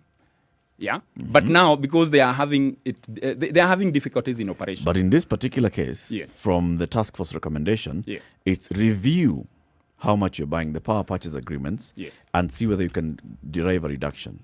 Now, reviewing means, remember these power purchase agreements were also designed based on some funding, and they were given a 20-year contract. Now, if you have invested your 3 billion, you had, of course, estimated or calculated your income. Now, if someone comes in between your contract and says we have to reduce, how are you going to pay back the project? And some of them was funded by people who don't want to understand that. So it's going to be difficult, number one. And that's why it's going to be difficult to renegotiate the contracts. Renegotiate. Some of them will say we cannot do that because it's not going to pay back. But then there were only 7 points we were saying. Even the 4 months were too short to negotiate those contracts. It's not going to be very easy. And of course, I know even Kengen is normally paid capacity charge. But even trying to renegotiate such might mean that you will need time or you give them time to switch on a certain station if you don't want them to be there waiting for you. Now, and then we also realized that Energy Act in 2019 March did not also explain how a competitor to Kenya Power can be able to handle transmission. That normally happens in some grown economies where you can be, any other player can come in and then he will lease the lines. Right now it is owned by Kenya Power and they are the ones to maintain. So that is where we are going to have the biggest challenge in even trying to have Kenya Power manage its own operations with that reduced, if they have been cut off like that, it's going to be very, very difficult. Yeah. You know, you've explained it. I've actually understood what you've explained. Yes. But I still don't understand how it is, very simply, because it boils down to why I have to keep paying what I'm paying for electricity. Why is it? How can the government make this suggestion it's a suggestion by the president, isn't it? Yes. It's not an edict. Yes. Okay. How can that be realized so that electricity actually goes down in cost? Why am I arguing this way? One of the biggest hindrances to foreign investment in this country, it has been argued, is our cost of power. Now, this argument can go back and forth as much as we like, but at what point did you determine and say, you talked about subsidy? Yes. What do we do to invite more players into that sector where they pay a lot of money for a lot of electricity, as opposed to these consumers whom we know switch on. Those that need to be supported. I'll tell you. Yes. Like, for example, in South Africa, and we said South Africa is also paying 16 shillings at the moment. But if you look at the bill for South Africa, 55% of the bill goes to generation, those people maybe who have sold to them. 10% goes to transmission. 17% goes to distribution. And then taxes and others come to around 17.2. Now, if you come to Kenya, consumption is 59.28. So taxation is 40.72. Now, instead of the government subsidizing, it is taxing. So that is taxation in what Kenya is 40%, Yeah. 40.7% of the bill. Yes. And if you compare with to South Africa, South it's Africa is 17.2. Now, you can imagine Ethiopia, or much as they say that they are using a lot of hydro, which is 89% of the generation mix. How are they charging 0.84 shillings per kilowatt hour? In Ethiopia? In Ethiopia. So what are they how are they doing it? And So I think- that it is the government subsidizing. So the government knows that for me to be a darling to my citizens, the first thing I need to do is to give them power. It is almost close to health. Just the same way you find it is difficult for Kenyan government to give people, universal health care. You have to pay now. It is the same thing they are not able to do. So I don't know. I don't know how they are supposed to subsidize, but I am sure they can manage. All right. What are those components? If you've given us the breakdown, South Yes. Africa 50% goes to generation. Yes, There's what goes to. What are the components in Ethiopia? In Ethiopia, is basically the government doesn't have a lot of issues. It pays that as bulk. So for you as a consumer, you're just told this is energy charge, yeah, without much breakdown. As opposed to Kenya, where you have fuel cost of 18%, forex of 3%, inflation of 1.84, rural electrification of 3%, and VAT. So in Ethiopia, you don't know how much of that bill is going to tax. I have not. It's most of these things we normally Could try be to 90% going to tax, although it's still cheaper because you see everything else was free. the cost of generation from hydro cannot be less than 1 shilling. So definitely the government, and then you are generating, then you are selling, and you want to make a profit. So it's basically the government. Although I might also say that if you look at Ethiopia, the hydro is 89%, and then the electricity access is 45%. So their cost is 0.84. If you come to South Africa, their cost is 16.3, but their electricity access is 95%. And the breakdown, do they have hydro? Do they have Yes. nuclear? Now, for example, it is interesting. That question is very, very interesting. Now, for Kenya, we have hydro at 29%. But let me mention hydro and thermal, leaving the rest. So that because they keep on riding on the fact that they are using thermal generation. Kenya, thermal generation is 27%. 27%. And hydro is 29%. In South Africa, hydro is 6%. Thermal is 85%. You get 85%. Now, and then there are others like wind and all that. Now, South Africa, if Kenya would get 85% thermal, I'm telling you the cost of electricity would be around 60 shillings. Let me ask you, this 85% thermal in South Africa, yes, is it by private sector or government? No, it's by private sectors and some by government. But there is a mix. But of importance is to know that all those people who need money for generating power will get some money from the government. And of course, the government is able to pay itself back because when you have too many investors and you are taxing them, instead of taxing electricity, you tax the other components of what they are getting. Yeah. As you've mentioned South Africa and talked about private players being in this circle, many have talked about having private players also entering the Kenya power circles. Yes. What would you see from all the indications you have, from all the calculations that you've been able to see and the determinant factors of cost? Yes. What would it mean for private players to then play at this level in Kenya? One of the challenges we have had is that the independent power producers or the private, you're saying the private in generation or, first of all, in transmission or distribution or sale to the clients, to the consumers is going to be very difficult because we don't have that infrastructure waiting for a new investor. And then, of course, trying to get the way leave as a private. In fact, I had another client who had a problem in they are being told that if you want to generate power, and you want to sell to us as Kenya Power, you first have to get your power from here and take it to the generation point, which was around 13 kilometers. Now, the challenge is how they will be able to get the way. So we don't have legislation for this. Yeah. And by the way, if you look at even the Constitution, that way leaf by Kenya Power is not Kenya Power's property. Whose property is it? It is supposed to be government property. And it should be used by anybody who is in agreement with the government. So how does Kenya Power then get to control it? Because they seem to control Well, because you see, the government is 50.1% or something around there. So there is no Kenya Power and government. So even when you hear bailout, it's government bailing itself out. If you hear taxing of the consumers, it's the government trying to get more.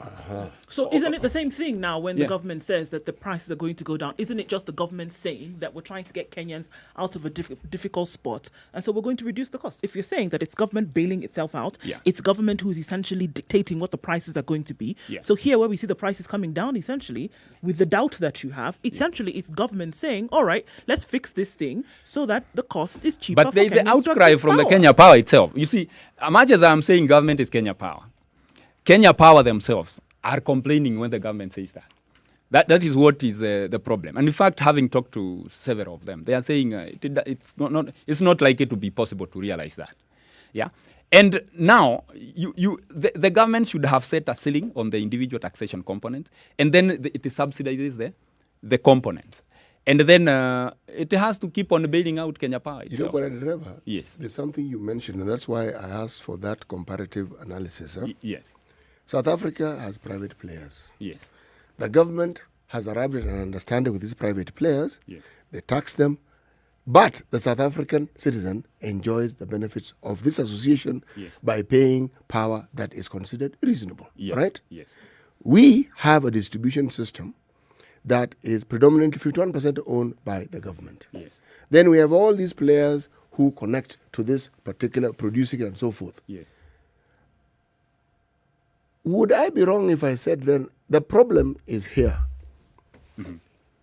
Where power is produced and how the distribution is spread out, how it's distributed, meaning the actual production of it. Mm-hmm. And then the contracting of it, which is now what determines, in my mind, as a layman, what it eventually costs us. Why do I say this? Mm-hmm. We do not know who these... Do you know who these private contractors are? I mean, we know the name. They're called this and this and this. But do we know who owns them? We don't know who owns it. In fact, the president also said that part of what we should do is to be able to get the owners of those people. Why am I saying this again? Yeah. It is because anything that has a government footprint in it in this country, the thing that one is guaranteed to find if one delves too deeply is that some of the vested interests, the company may be a foreign company, but very many of the people who have a say in it are actually locals. So the entire thing is skewed to ensure that they profit. Because if you ask me, if you break down the element of profit that all these power producing companies have, most of the discussion we have, it goes back to contracting. Yeah. So I say, okay, so break it down. This contract that you're talking about, break it down for us so that we understand why it is that what we're paying has to be this amount, and how much of it really represents the actual cost of producing this power, and how much of it actually represents what it is that should be a reasonable cost for these people to recover, and why it is it has to be 20 years. All these questions. I ask this because the 6.7 billion that we were talking about initially, it came from the European Investment Bank. Okay? Yeah. Now, banks are reasonable, straightforward. But investors and what they do, my reference is to Kenya specifically. Somewhere along the line, this cost that we keep speaking of may turn out to be, they have nothing to do with the actual cost of producing electricity, and it has nothing to do with any of these things that we're saying. So you throw in the government component of taxes. All it does, it adds up to people being paid for doing something that we are finding useful, but which doesn't quite cost what they're telling us it costs. My thinking. Yeah, Very but good, in fact, even... Let's say goodbye to our audience on KTN Home. These conversations continue on SpiceFM every weekday morning, 6 a.m. to 10 a.m. SpiceFM is around the country in Nairobi, 94.4, 87.9 in Mombasa, 102.5 in Kisumu. In Nakuru, it's 96.0, 96.7 in Eldoret, Nyeri, 90.9, and Malindi, 97.7.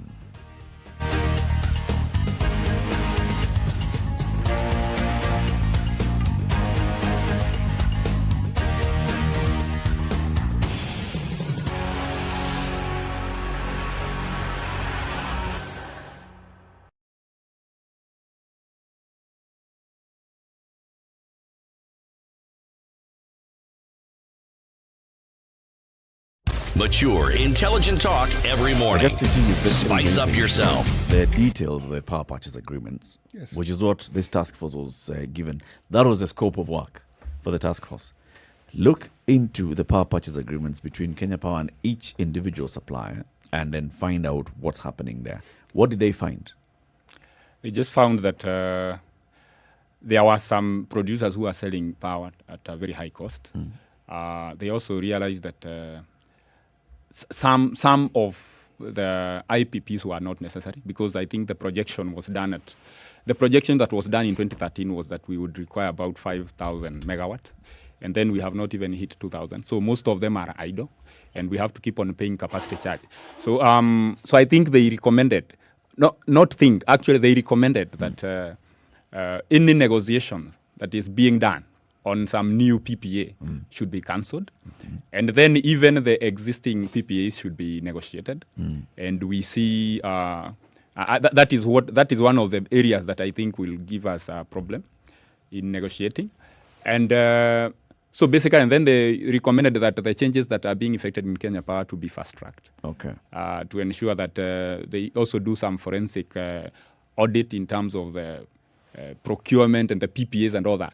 So they dwelled around the PPAs because that was their job. But if they would have really done specifically about the PPAs on the thermal generators, we would be talking about 20% reduction. But you see now the reduction came to 33. And my biggest worry, and that's why I'm telling Kenyans that we have to be very firm and ensure that it cannot go beyond 16 shillings, because I think that is where we have a problem. Even when it was dropped in 2018, nobody has ever come to say that it has been increased. So how did it increase? How did it come from what was reduced, which was actually, the reduction was actually, I think, a few cents. It was reduced for domestic ordinary from 20, it was not even reduced for domestic ordinary. I have realized on all the others, there was some small reduction. But as I said, there is this segment of consumers who suffer. During that reduction, it was actually an increment from 21.93 to 22.19. Now, nobody has ever come to say that there is a change.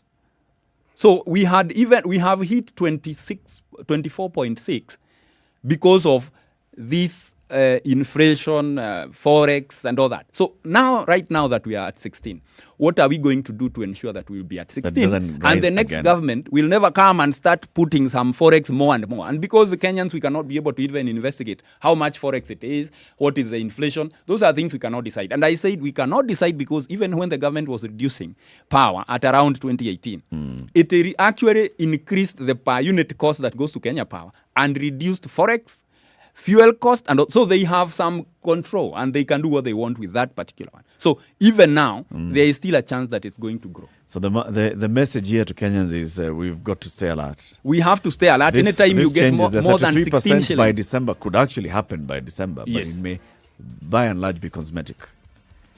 We'll get to 33% by December, and then within a year, within 12 months, it goes back to where it was. And I'm happy that the president decided to do that around this time, so that we don't start saying that this is a campaign money they are looking for. But I am telling you, if the next government comes in, whoever is going to take over, surely he's going to say that we need to recover money from electricity prices. And this is where we need to increase.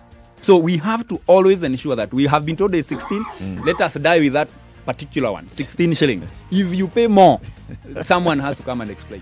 Okay. Yeah. So we're coming to the top of the hour. This is Kenya's biggest conversation at the Situation Room.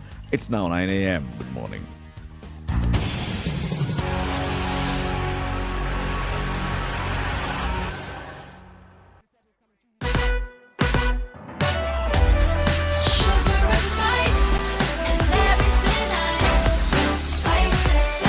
Spice up your life. The latest news from around the world. 94.4 Spice FM. This is Newswire. Dennis Assetto. Attorney General Paul Kihara Kariuki has raised 10 major issues regarding the BBI's plan to be dealt with by the Supreme Court after it was declared illegal by the Court of Appeal. Among the key issues listed are the legitimacy of the process used to design the BBI, the role of the President in the process of amending the Constitution, and whether the President can be prosecuted while in office despite having legal immunity. Similarly, the Supreme Court is required to give a final ruling on whether there are any BBI provisions that cannot amend the Constitution. In the document submitted yesterday, Kihara urges the Supreme Court judges to reconsider the criteria used by the High Court judges and their Court of Appeal counterparts in banning the BBI.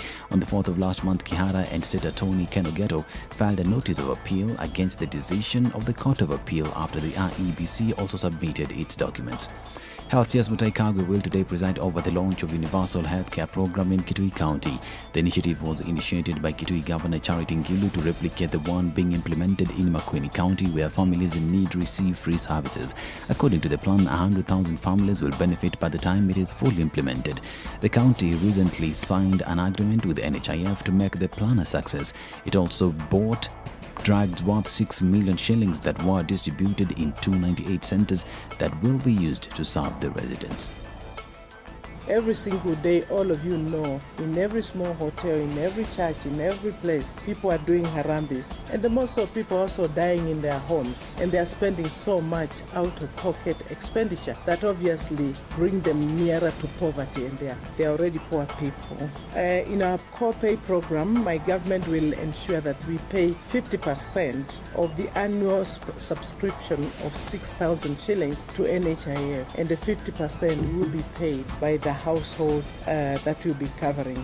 More than 2 million Kenyans are in need of emergency food aid. In a statement, the Council of Governors made it clear that despite some of the affected counties putting in place strategies to combat the severity of drought, the situation has continued to worsen. According to Council Chairman Governor Martin Wambora, Isiolo, Garissa, Marsabit, Kilifi, Mandera, Samburu, Kitui, Tana River, Turkana and Wajir counties have been hard hit by the drought. According to Wambora, the counties have allocated about 1.24 billion shillings to help implement the emergency response plan in the country through various committees set up at the county level to address the effects of drought and food insecurity. The council has also called on the Mint of Devolution to work with the private sector to help victims affected by drought. Now, Director of Corundum Limited, Mukuri Angamao, has been fined 720.8 million shillings or served a 27-year sentence for defrauding the Youth Enterprise Development Fund of 180 million shillings. Milimani Chief Magistrate Douglas Ogoti also ordered that the trading firm compensate the youth fund for the loss of 180 million shillings. He was found guilty of 5 counts of corruption by a Nairobi court, including conspiracy to commit an economic crime, unlawful acquisition of public property, and falsifying documents. The offences were committed in 2014. Kenyans today joined the world in observing International Day of the Elderly. The day, which was approved by the United Nations in 1990, provides an opportunity for the communities to be sensitized on issues affecting the elderly as well as strategies to cover their needs. In addition, abuse of the elderly are highlighted as well as diseases that afflict the elderly to find ways to protect them. On this day, it is important to remember the elders and even reward them for their contribution to society, because without the elderly, where would you be? Yvonne Idamanje, a Rwandan YouTuber, has been sentenced to 15 years for critical YouTube comments on President Ruben Kagame. The mother of 4 was also fined around 221,100 Kenya shillings. The prosecution sought a 30-year sentence and a fine of 663,000 shillings fine. Ms. Indamange was found guilty on all 6 charges she faced, including inciting insurgencies or public uprising and defaming genocide commemoration artifacts. Now, the border between Sudan and South Sudan that closed in 2011 is expected to be officially opened today. In this historic event, 7 borders between Sudan and South Sudan will be opened to facilitate transport that has been difficult for the past 9 years. The borders were closed following the deterioration in relations after South Sudan seceded from Sudan and became independent. In addition to the opening of the borders, the 2 nations also agreed to remove barriers of trade between citizens of the 2 nations. This is Newswire. I'm Dennis Aseto.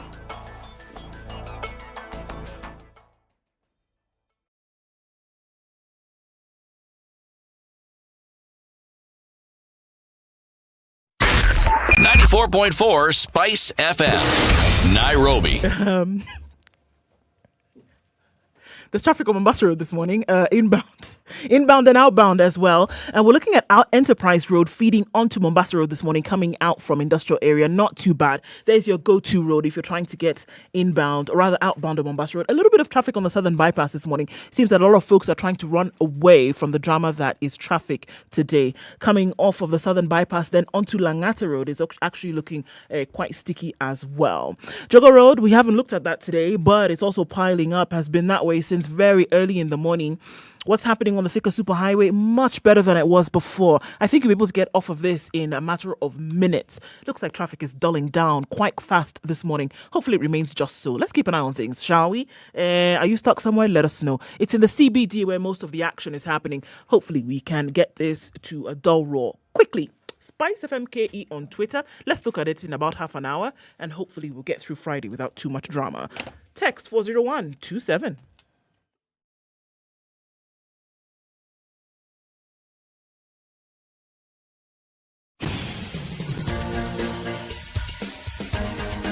This is The Situation Room, the home of hard-hitting political commentary and penetrating insights about the state of the nation. This is a talk radio experience like no other. The Situation Room, a place for hard truths, debates, and elevated conversations. The Situation Room, witty, political, engaging, deep, controversial. In the room, we have C.T. Muga, researcher, academic, seasoned political observer, a fountain of wisdom in these politically uncertain times. Ndu Okoh, Nigerian by birth, Kenyan by choice, communications expert, Pan-Africanist, a truth seeker and believer in people power, and Eric Latiff, agent provocateur, the man in the chair, seasoned journalist, news hound, a man who believes in punching up, not down. This is the Situation Room. 7 minutes after 9, Kenya's biggest conversation continues. CT, today's proverb. One does not use a spear to kill a snail. One does not use a spear to kill a snail. This is African. Completely. Absolutely. It just sounds African. Talking about animals. It's very African. In the way it sounds. You know, there's something that was found interesting in the papers as we were looking at the papers, and I think we just didn't get into it. One of them was there are two members of parliament who have received some letters from the Ethics and Anti-Corruption Commission. And they've been told, you are using titles that you never earned. Okay? One MP is called Retired Major. Major. Yes. Retired Major John Waluke, MP, Sirisia constituency. And the other one calls himself Retired Captain Didmas Baraza of Kimilili constituency. EACC has written to them and told them, look, wait.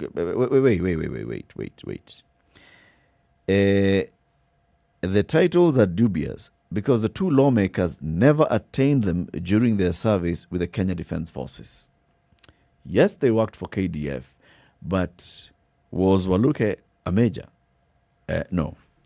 Was Didimas Barasa a captain? No. The commission received information that you have been using the title of Major Retired in your official transactions and otherwise, yet you have never acquired and or attained such a title while serving in the KDF. That was the letter written to Waluke. A similar letter was sent to Barasa. Both letters were copied to the Speaker of the National Assembly, Justin Muthui, Clerk of the National Assembly, Michael CLI, and the Chief of Defence Forces, General Robert Kibochi. It's therefore evident that you have never acquired the rank of captain, and any such representation to the public and in official documents, such as those filed at the Office of the Clerk of the National Assembly, amounts to a breach of the integrity and ethical requirements. When Barasa was reached out to by the nation, the lawmaker said the EACC had not contacted him. That's malice. They were investigating pettiness. They have become very petty. I've given instructions to my lawyers to claim damages on my behalf. They seem determined to harass me on pettiness. Let them focus on COVID-19 billionaires and other corrupt entities, not the pettiness of a use of a title and my past military experience. That's what he said. Who said that? Didimas. He thinks it is petty. Yes, yes. Is it them So you should be focusing on COVID billionaires. That is You should be understood. focusing on people who have stolen from public. Well, my title, it's being petty. Is it?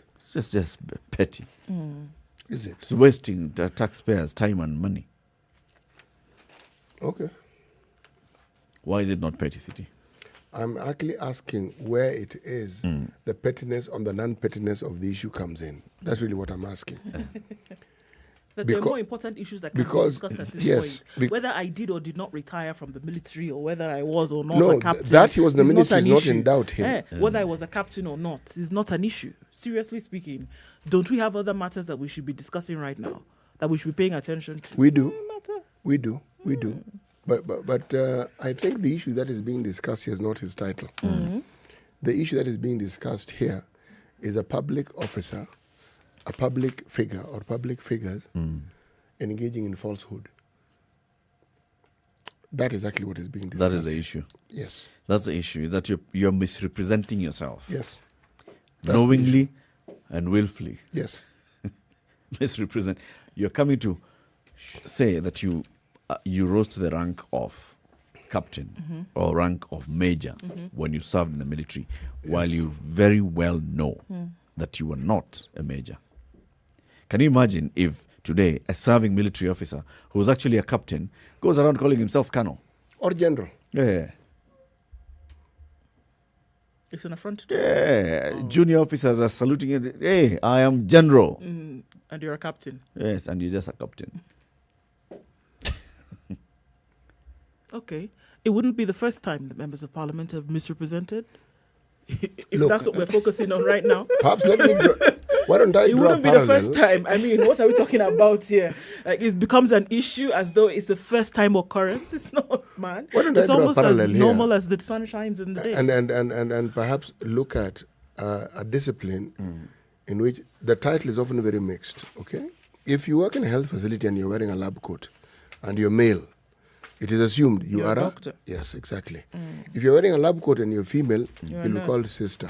Okay, it is assumed you are a Nurse. precisely.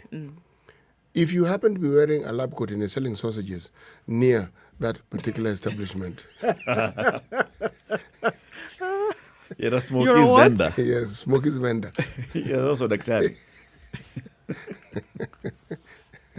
Kai, oh God. Have we sunk that low? No. I gave the example because in a hospital you can understand, because everybody that we mentioned, except with the exception of The that smoky seller. yes, provide health services. And for the Mwananchi, for most people, someone who provides health services in a hospital is a doctor. If they are female, then they are sister. Yeah. Even if they're the ones who are the doctor, whether they're in charge, whether they're whoever it is, they do not seek to tell you they are doctors. It is us who receive those services who decide to assign those titles to them. Okay? Now, when you have a grey beard, like I do, mine actually isn't grey, it's white. Okay? And you have worked in a public institution like the university, automatically people refer to you as a professor, and you are not a professor. Like I am not a professor. No, you're not. No, I'm not. But people will not stop calling you professor simply because they have decided that people who have a grey beard like mine, and if you wear a hat like I like wearing, then indeed you are a professor. But then there's a DR before your name, and you are within the four Professor. walls.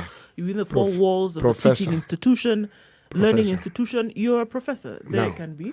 You see, the fundamental difference that I'm trying to draw here, it isn't the public that refer to these two gentlemen as either major or captain. Yeah.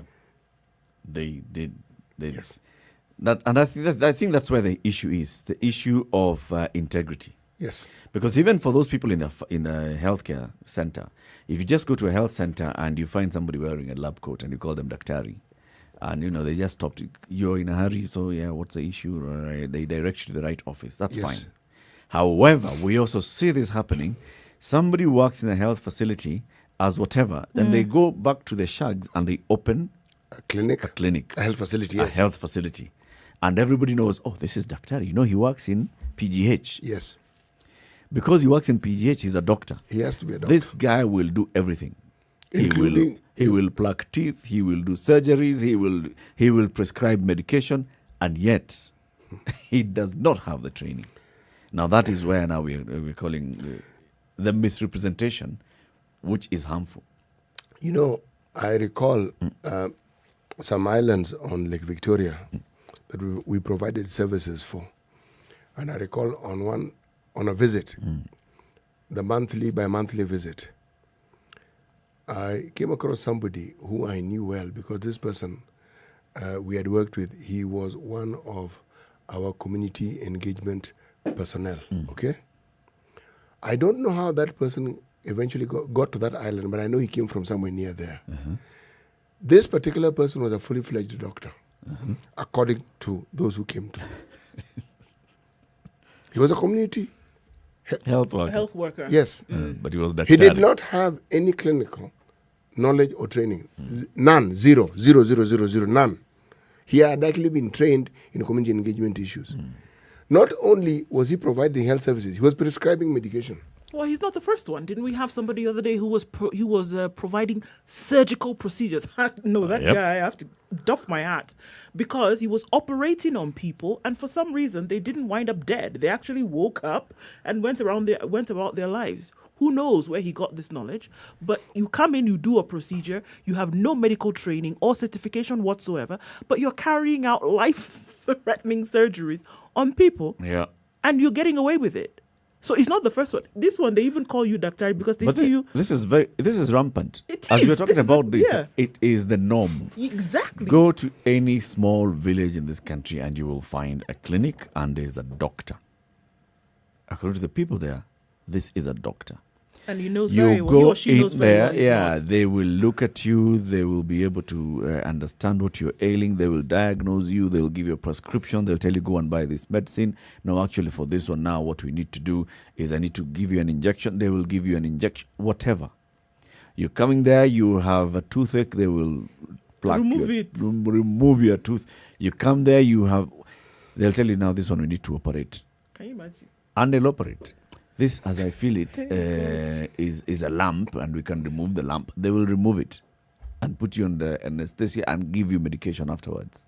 This is happening all over. And this person knows that they are not. And that anything could go trained wrong as a any doctor. moment. Yes, it can, because even with somebody who has trained and is licensed as a It could doctor, go something wrong. can go wrong. But remember, our laws do allow health practitioners, whether you are a nurse, whether you're a clinical officer, to actually offer private health services. It's okay, CT. We're allowed. But these guys No, that we're talking about. I understand. These aren't even quacks, okay? These are practitioners of falsehood. Meaning they have no medical, clinical training, health, none. And yet over time, somehow they have convinced people that they're able to provide these services. I'm just trying to distinguish the two, because that nurse, that clinical officer will be considered a daktari. And you know why? For many people, somebody who provides health services is a daktari. All right, but the law does not allow the nurse to open a clinic and practice as a doctor. No, you are not. You are only allowed to continue practicing in public or in private as a registered nurse. Yes, you are. It ends there. Yes. At no point I agree. shall you give a prescription. At no point shall you become a pharmacist. None, right? Yes. But now this is what we see. Just because someone works there. Anyway, that's an interesting one. Let's see whether Didmas Barasa and the others just listen to ESCC. But Eric, you see, the reason why this discussion is an interesting one is for one very simple reason. Huh? This is falsehood in the political realm, okay? We've talked about falsehood in the health realm. But my friend, forget the titles. Falsehood represents something that has reached near epidemic proportions in this country. When it comes to where it's most rampant, the public service and the political sphere. Because what is it that the citizens complain about? Unfulfilled promises, unfulfilled policies, unfulfilled and incomplete projects. When you hear of an incomplete project, and yet the money was allocated for it, budgeted and allocated, it was begun. It is the same thing we are dealing with. we're dealing with falsehoods. Now, you have asked, yesterday you raised a point that I thought was extremely pertinent. When you're talking to our friends who reside in Mavoko, you are electing and you are going to elect another MCA, okay? This is a person who has the purview and has the powers to be able to ensure that some of these basic amenities that you ought to have as a citizen of that place are actually given to you. But you don't hold them accountable. You don't query. So please stop complaining. Don't complain. Because if you have such a person, you have participated in the electoral process, even if you haven't, but such a person exists, that's part of the work that they should be doing. Now, for me, it resonated strongly because most people don't even seem to know the powers that an MCA has. It doesn't. The thing is, an MCA is not a councillor. Those were fairly powerful, powerless people, because within the minister who had all the power. Exactly, minister of local authority. Here, you have a government. You start with that. Your county is a government, and that MCA, as your representative, has enormous powers. But again, the falsehood is that one, they don't have all the powers that you assume. It's the national government that decides these things. The money, you know the political party, or you know if you don't. Yep. Anyway, so today schools are closing. Yes. Primary schools. Some schools closed yesterday. Secondary schools started closing yesterday. Yes. And they're opening after 10 days. Indeed. On the 12th of October, 10th, 11th of October, everybody will be back. Where? 10 days at home.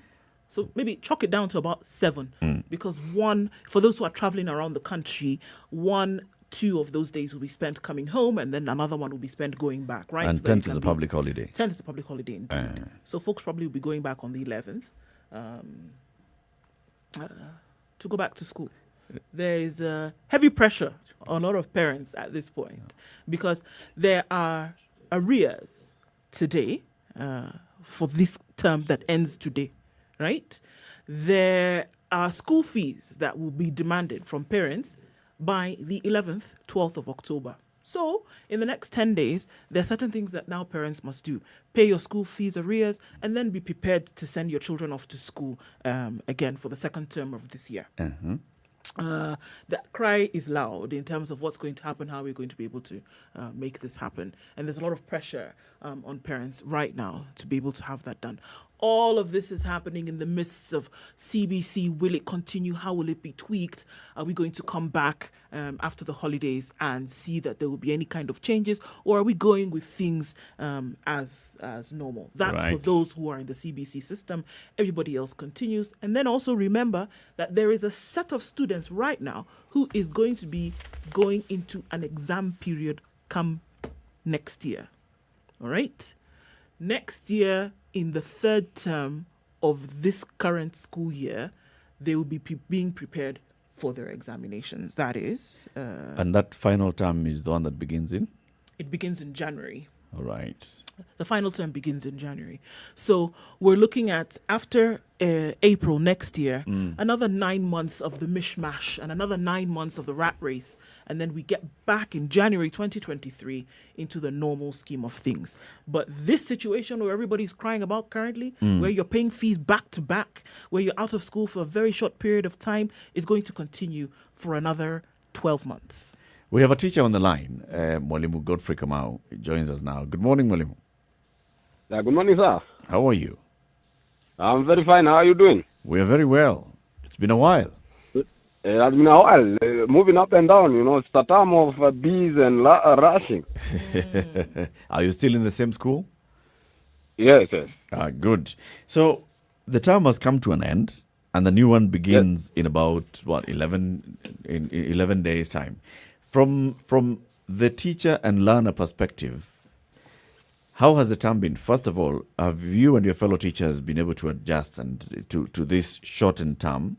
Have the learners been able to adjust to this? Thank you.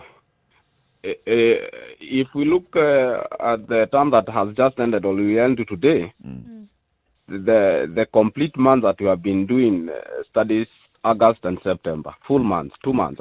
Yep. Previously, first term is always 3 months full. So we have minused 4 weeks for the first term. Meaning whatever should have been done in the 4 weeks must have been done within the 2 months. And that's now where the problem comes into, because we must rush, because there is nothing that has been minimized in the syllabus. By the end of the year, you must have completed the syllabus. And there will be no excuse that what happened is this and this. You as a teacher, your responsibility is to teach and to ensure you have finished your syllabus. It does not matter the time that you have. That is what we are seeing, because within the same month, the same term, we have had issues here and there, and of course the midterm. And the term has come to the end, and what is seen in most teachers and children, we are tired. We are just tired. So this has meant that you've compressed the material that you should have covered to fit the term, to fit the number of weeks. You know, as a teacher or any person who is employed, you must find ways on how to finish the task given. In some instances, you will see there are some topics or subtopics that you'll join together, or you put them together, or find even other times during the day. Maybe you start your lessons early in the morning from 7 and late in the evening like 5 or 6. And even sometimes you go to school on Saturdays, not because you want these things, but you don't have otherwise. You know, initially, these classes that come earlier are for revision, but now they are not for revision. It is strictly syllabus for you to finish what you're supposed to do in a term. Now, the impact of this, Mwalimu, is it detrimental to the learners, or have the learners been able to cope? You know, what we are seeing as teachers, or as a teacher, what I've seen here, even myself, the way I'm rushing, sometimes I see I'm not doing the right thing, because there are some concepts that I'm supposed to instill to these boys and girls slowly, without a rush, for them to understand. You know, but when you move fast, passing through them like you are skimming, sometimes you're not doing good to these children. So sometimes you even feel them. You feel that they are tired. And remember, the same term has exams. The exams are there. And I also think about these big schools. The big schools, for example, the primary schools with high numbers of boys and girls, they started exams like 2 weeks before closing, before today. So you see, the time for teaching again is minimized by the exams and all that. And so there is a lot of rush and havoc around, and maybe the ministry did not consider such things when they were making the decisions. I can hear you talking about the stress that it's putting on teachers in terms of what needs to happen to complete the syllabus and all of this. But then how is it affecting learners and their learning? There seems, if there is this rush that's happening, then are we guaranteed that learners are actually taking in all that they need to at the moment? Yes, as I have just said, there's no guarantee that the children are getting, because me as a teacher, I'm looking my work. I must do my work. So sometimes I am forced to do my work without much caring or necessarily looking at if the children understand. This will come to maybe to be seen by the end of the year 2022. And something which is amazing is this is just a tip of what will be happening next year. The next year will start from May, and it will end in November. So that's another year that will be hectic. Leave alone this one. You know, this one, a full year for teaching has 39 weeks that you're supposed to teach. But in this one, 9 weeks are not there. A full term, initially, third term, in other years. So we are like teaching a syllabus for 2 terms minus 1 term. Yeah. So I have to ask you this, though. Just looking at things that we've heard, I mean, teachers having stopped summarizing notes whereby the actual teaching is happening, and pupils are then and copying from these notes that you've actually put on the board, for example, right? And now telling students to copy from your textbook for yourself aside from the homework that is being given, real examples today that we are talking about.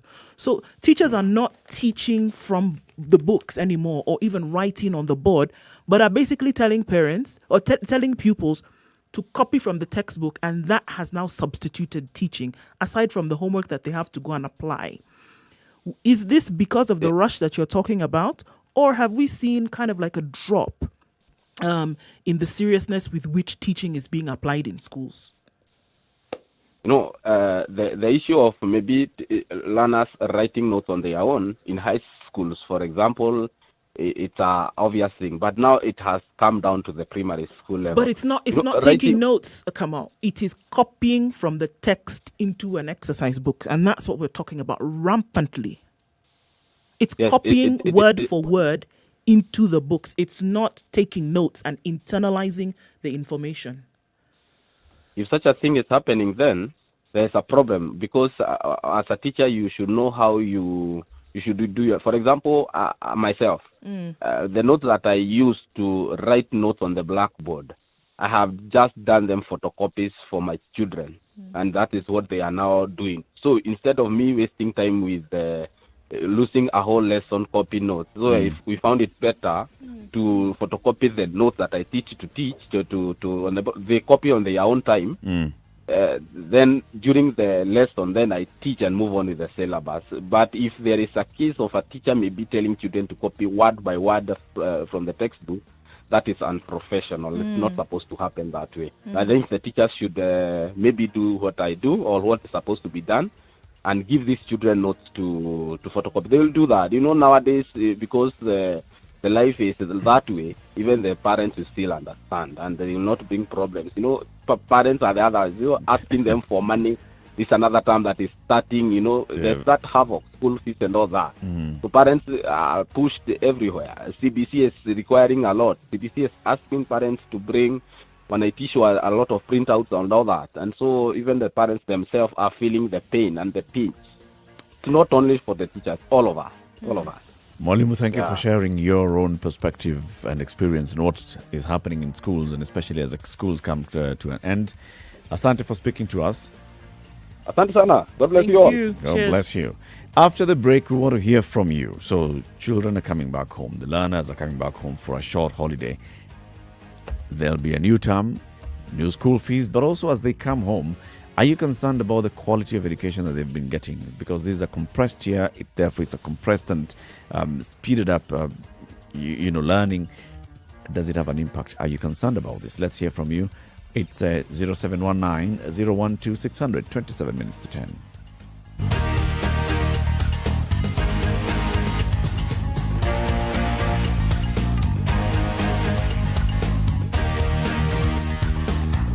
This is the Situation Room, the only way to start your day. Spice up your life. If I'm found guilty, there is no problem. I'm willing to serve. I have no problem. Jails are meant for human beings. They say a society gets the leadership it deserves. If you have a corrupt, crooked and rotten society like we have in Kenya, then of course they will get that kind of a leadership. I think the president should dissolve parliament. That's the best solution at this moment in time. Dissolve parliament. All of you go home. Yes, we all go home. How are we encouraging other people who might have new and creative ideas? Young people who are making money without any government help. They are just buying their own bundles. They are going on TikTok and making money. KRA is coming after them. I've been in parliament for 15 years. We have been unable to pass the gender law. And yet no presidential candidate is talking about it now. Because we are fake. The truth is, all the men refused to vote for that law. What did Sonko do to Promotional maternity hospital? Yeah, he with cleaned his it own up. money. Cleaned it with his own money. That was him as an individual. Yeah. And I did not say he was cleaning his own money. I was saying he cleaned Foot, mouth. Foot, mouth. Eric. Okay.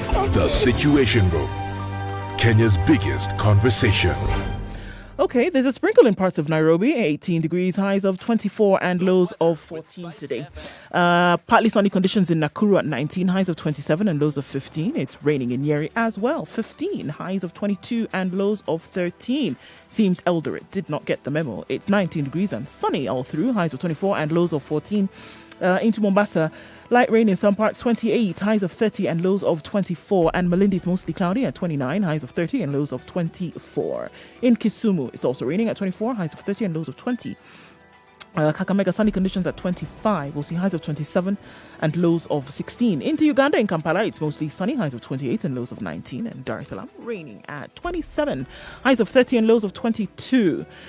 Johannesburg, mostly cloudy at 12, highs of 20 and lows of 12. And it's raining in Lagos at 25, highs of 30 and lows of 24. Kinshasa skies are cloudy at 22, with highs of 31. Let's look into Paris, where it's sunny at 10. That'll be the low for today, going to highs of 18. And in London, light rain at 17, highs of just that, and lows of 10. New York, it's clear at 13. Coming into Friday, see highs of 20 and lows of 13.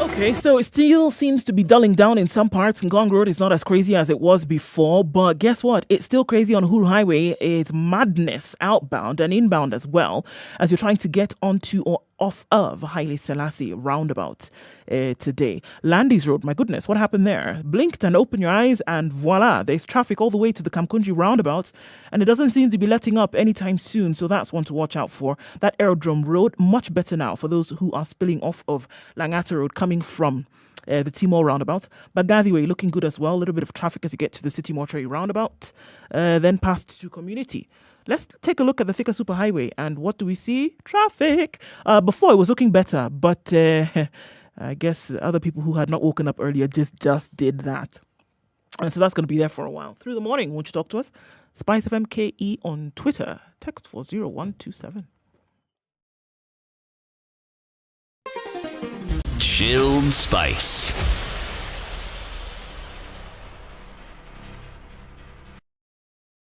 Mature, intelligent talk every morning. Spice up yourself.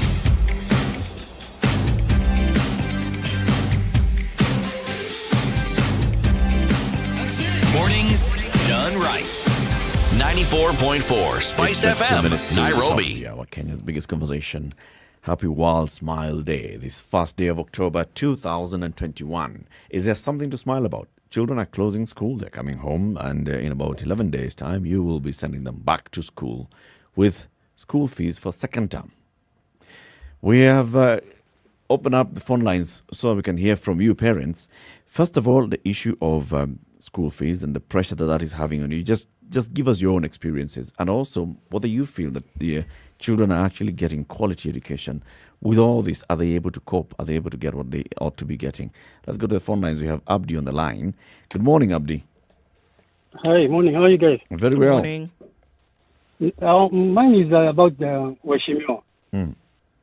What I'm suspecting is, you know, when you're in the military, you have that title, okay, major. When you retire, you'll be called major.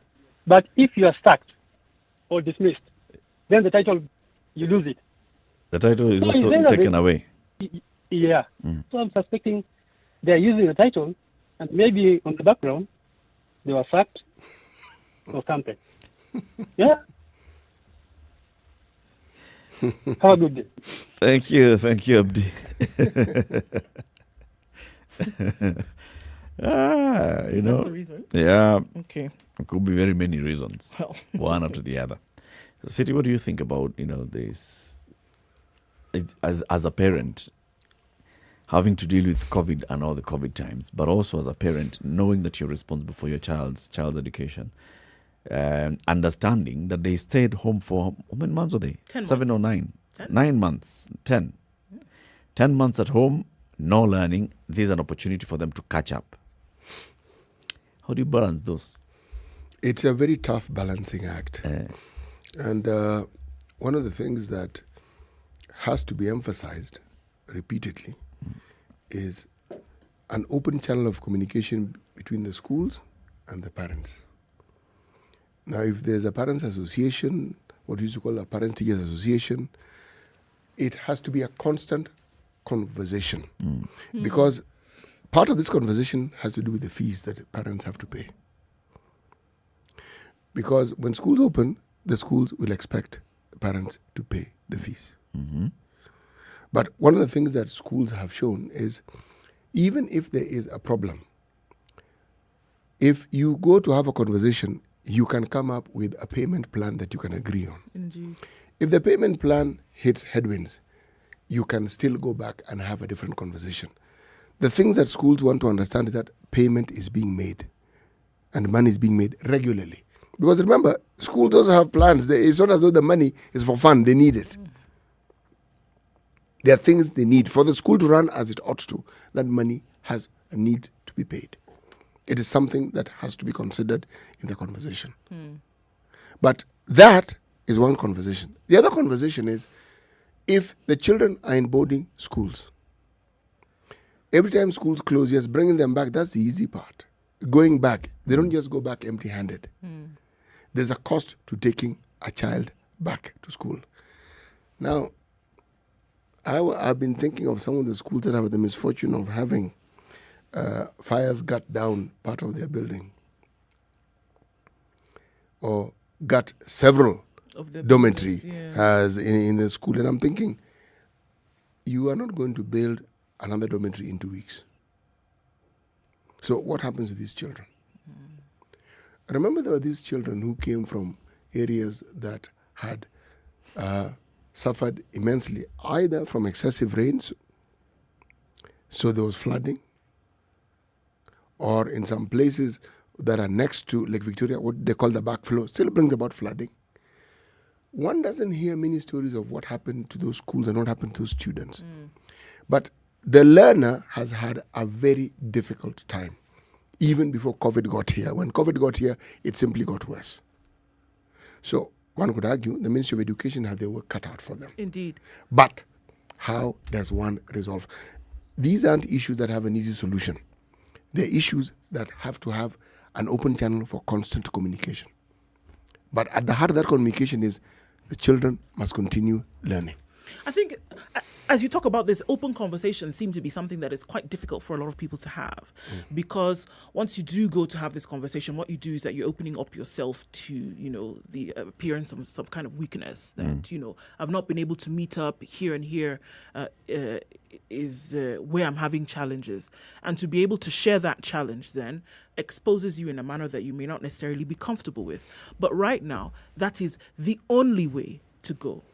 And even just kind of like as a word of advice for parents right now who are having that struggle at the moment when it comes to schooling and such, go in and have the conversation. It becomes a compounded issue when you do not, because what happens? Your children wind up at home, and then to start to have the conversation at the point when they're already at home is a lot more difficult. I do agree that most institutions would listen to you, and really there is very little that cannot be solved by having an open and honest conversation, because the truth of the matter is that times are hard across the board for everybody. For people who previously had an easy time when it came to the flowing of funds and such, they too are also in a difficult period. And guess what? By the time this term is over, in about 4 or 5 days after that, you're going to be asked to bring in more fees. So how about having the conversation at the point where things are most difficult and say, look, this is what we can do. This is what our intention is. Because unfortunately, folks, there is no way out of this right now. With the crammed school terms that we are going to experience for the next 1 year, this is going to be the state of things for a longer period of time. There's nothing we can do about that. In terms of curriculum and such, they're having conversations about this. But they're not going to go back on the decision to cram in the school year into 9 months what ordinarily would be in 12. That's not going to happen. So are there ways in which we can, you know, have these conversations? And it seems like that is the only way that this is going to happen right now. What's the main pain point for parents? Actually, the question is, can you really compare? Because everything revolves around one. Fundamentally, the child needs to learn. Yes. Okay. Yes. What do you need to ensure the child learns? The schools already exist. Yep. Then you throw in cost. Yep. Now, cost requires The meeting, of course, requires you having the means of earning money. Now, many parents don't have the jobs they had. Some still have the jobs they had, but they're not earning what they used to earn before. Absolutely. And even in that, you're adding the time factor, that a shorter period of time is then being given to you to come up with the same amount of money. It's a shorter period of time, like you said. The jobs that were there previously do not exist, and the pay that was there previously also then has been significantly reduced. Right? So that's what you're dealing with. Shorter periods of time. And no sooner than had you blinked and sorted out this issue, the next one is already popping up. You're back. Ali in Mombasa, good morning. Good morning to you, Ndu. Good morning. And FCT, Eric. Good morning, Ali. It's a long time, but I'm just listening. I like the show. Good. We were talking about education. Is that not so? Yes. That is so, sir. When I was a young boy learning in the school, there used to be school inspectors. Yes. And after a certain time, when 844 system and now the CBC is coming in, there are these people called tax tutors. The Ministry of Education is the one that is to be blamed because there are no appearance of such people. I might call them the school inspectors who go and look at the administration and the teaching facility and the teaching infrastructure.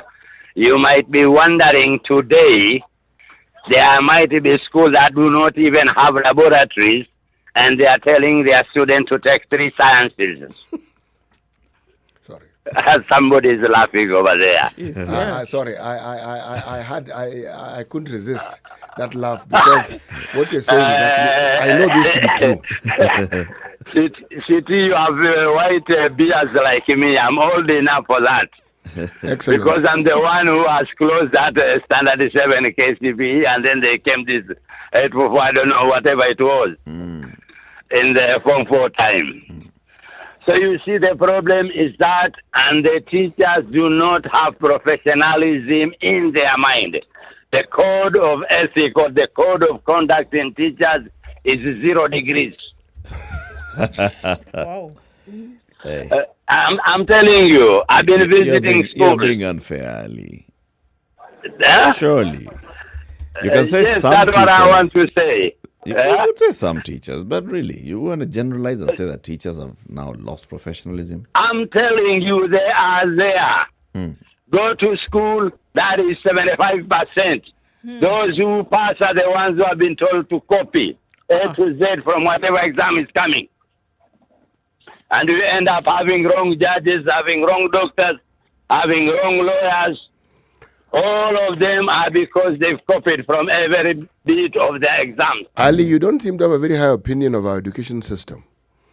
I am very, very positive that the education system now is 0 compared to our time. Because now I'm almost getting to 60 years old.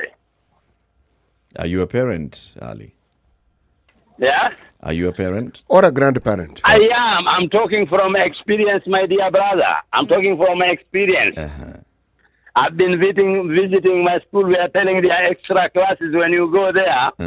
They just learn for 40 minutes and the rest of those hours, the kids are just making noise. I have went to one school where there is no laboratory and these people are saying sciences. And you know this word called STEM. Science, I don't know, for the young girls. This school has passed for STEM and it doesn't have a laboratory. Despite the parents buying Bunsen burners, beakers and whatever. I think I might stop there. If I go further, I might destroy my contribution. Thank you. Thank you, Ali. Thank you. Let's hear from Zachary. Good morning. Oh, morning. Morning, people. Morning.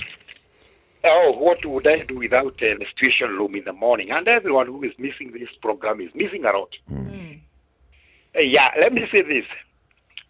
And I don't know, I can hear an echo. I don't know what is happening. Yeah, it's your line, something. Oh, I told you that I'm saving to buy a very sophisticated phone from You somewhere have in Germany. 17 phones. Which one is this one? I'm planning now to buy a sophisticated one from the state of the art. The Germans, I love the Germans so much in their technology. Okay. Now, I'm one guy who actually regularly interacts with the principals from various schools, especially secondary schools, yeah? Yeah. And let me say this, yeah? What I've observed is that actually there is an improvement, especially in the seriousness in schools, especially from the students, yeah? Mm-hmm.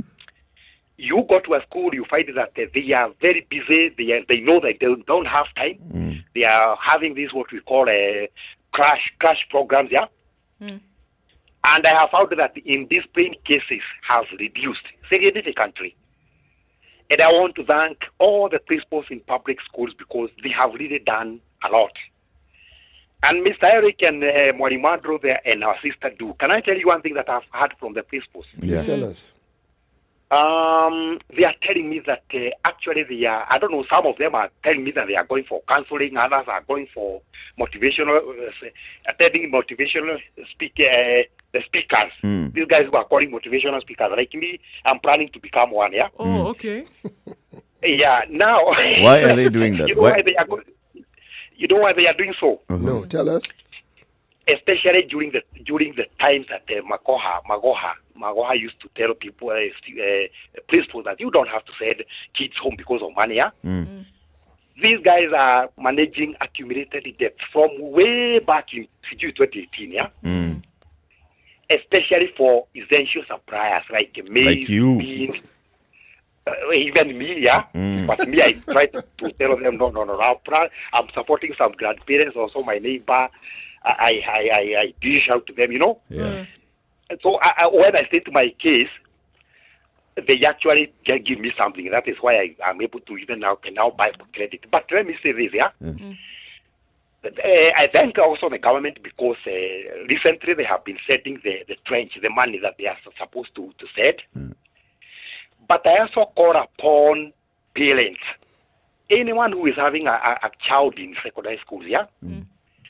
You do not send your daughter or your son to school and expect him to concentrate if he's going to probably be fed on the small ration that the principal has been able to secure. Yeah? Let us not fall back to this idea of, COVID destroyed everything, and therefore I expect to send my daughter or my son to school and she will come back smiling that he has got a lot of accumulated knowledge in her head or his head. Yeah? Let us support our principals. By they are paying really school going fees. through hard times. We pay the little we can because we are also paying for our food. Yeah. Okay. Thank you, Thank you, and thank you. Have a nice day. You too. Teddy. Yes. How is Voy? Good morning, Eric. Good morning. And everyone in the studio. Ndu. Yes. And my elder brother. Your elder brother is fine. Thank you very much. Thank you. I'm a teacher, and I'm so much concerned when you put that discussion on. But what I can say is, even the Bible says teachers will be judged harshly. Yep. So it's upon me now as an individual, as a parent, to take it upon myself to do what is right.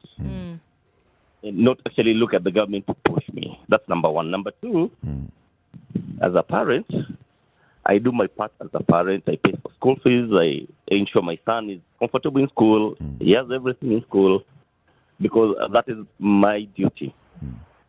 And if every parent will take it that way, then we'll go far. And then I want to put an entry to you, Bwana Eric. Yesterday, we saw the courts actually jailing someone because of the corruption issues. Yep. Please call this guy, the chairman of health, Abdul whatever. We want to understand what is happening to the COVID billionaires. The report is out. The report came out. The report is out, yes. We are not seeing anything happening. Everything's just quiet. Yeah. And Kenyans are asking themselves because, we are in one way either affected or infected with the looters. That's true. So I'm putting that one is actually in your entry. Yes. Try to, and let's discuss it openly. We want to know what is happening in this country. Asante. Thank you, Eric. Thank you very much, Teddy. 0719 012 600. As I'm just thinking about the whole education thing and just looking at then what is going to happen in the future. What Teddy just said now about the responsibility that teachers actually bear on their shoulders. I do not know that every teacher who operates his profession holds that or bears that responsibility. For many, it would be a job that is being done. But then also the calling that then is placed upon the shoulders of teachers is actually quite heavy. You know, parents pass their children off to school and expect this entire responsibility be taken over by teachers. Teachers think that they're doing a job. That whole thing of realizing that somebody's future then depends on what you're expending on a daily basis, for some may be lost. And so maybe in all things, when we also sit here and we say, you know, the Ministry of Education ought to, the government ought to, parents ought to, then teachers should be. Teachers also take that into consideration. What am I saying is that it's not just one person who has responsibility here. When we're looking at the total education of learners in the country, everybody has a part to play. As easy or as difficult as it is, there's a part to play. And this jigsaw puzzle, everybody holds a piece. Putting it together is a joint effort. All right. Zachary is saying, you know, let's all take our responsibility. You're taking your children to school, pay. Whatever it is. Whatever amount you can pay. Support that head teacher, because the head teacher basically has the responsibility of ensuring that the teachers are working, but also ensuring that learning takes place in a conducive environment. And they require that facilitation. You know, many people assume, for instance, that when children are sent home for fees, that's what they're sent home for. Not really. They're usually sent home to go and bring their parents. The schools, I do not know of a situation where a parent has gone and had a conversation and has a payment plan and is fulfilling it. Payment plan means you're not paying at once. You're paying in bits. Where the child has been sent home. If somebody has such a situation and they've seen it, maybe they need to call in and tell us how that arose. But when the school can't get hold of the parent, they don't know what is happening. They figure if this child goes home, the parent will then have to come. The parent will have to come. Yes. The school doesn't consider it fun to be sending children home for fees. No, it isn't. Well, what should we do for entertainment this week? Let's send a few kids home. Yes. No, they don't. Because they are aware that the children will not be gaining from the very activity that brought them to school in the first place. But it is this whole, should we say, culture of simply keeping quiet. When things aren't working the way you thought they would work, you keep quiet and you become incommunicado. No. Our government is also incommunicado. Something goes wrong, you expect them to be telling you, you're waiting. Then a pronouncement is made. On this day, we will do this. In 6 months. Next week, on the 30th. Next week, on Monday. He will bring a proverb. A Bagusi proverb. So, when I say it's cultural, it is cultural. Land. No, we have taken it as the normal thing that we should do. Let's look at today's proverb. One does not use a spear to kill a snail. In fact, what I wonder is, why do you really want to kill a snail in the first place? Why don't you just ignore the snail? Let the snail go. One does not kill a snail. Yeah, I mean, let the snail go about its merry business. Slithery business. One does not kill a snail to begin with. Yes. Why do you kill a snail? Yes, and why didn't you spear to kill a snail in the first place? Escargot. Surely. Man. Like that. It's harvesting. That's a different story. Ni kuchuma mboga. That's a really different story.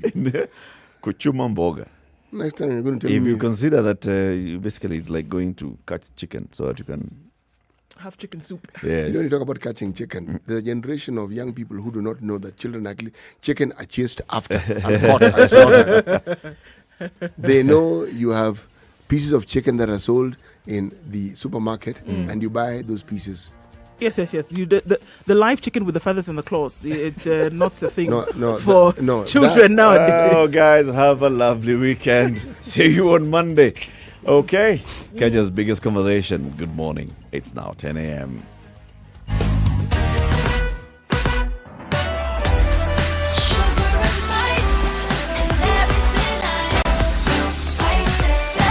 spice up your life. The latest news from around the world. 94.4 Spice FM.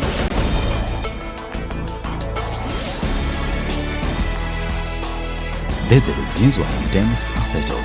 The training of our EBC officials who will register 6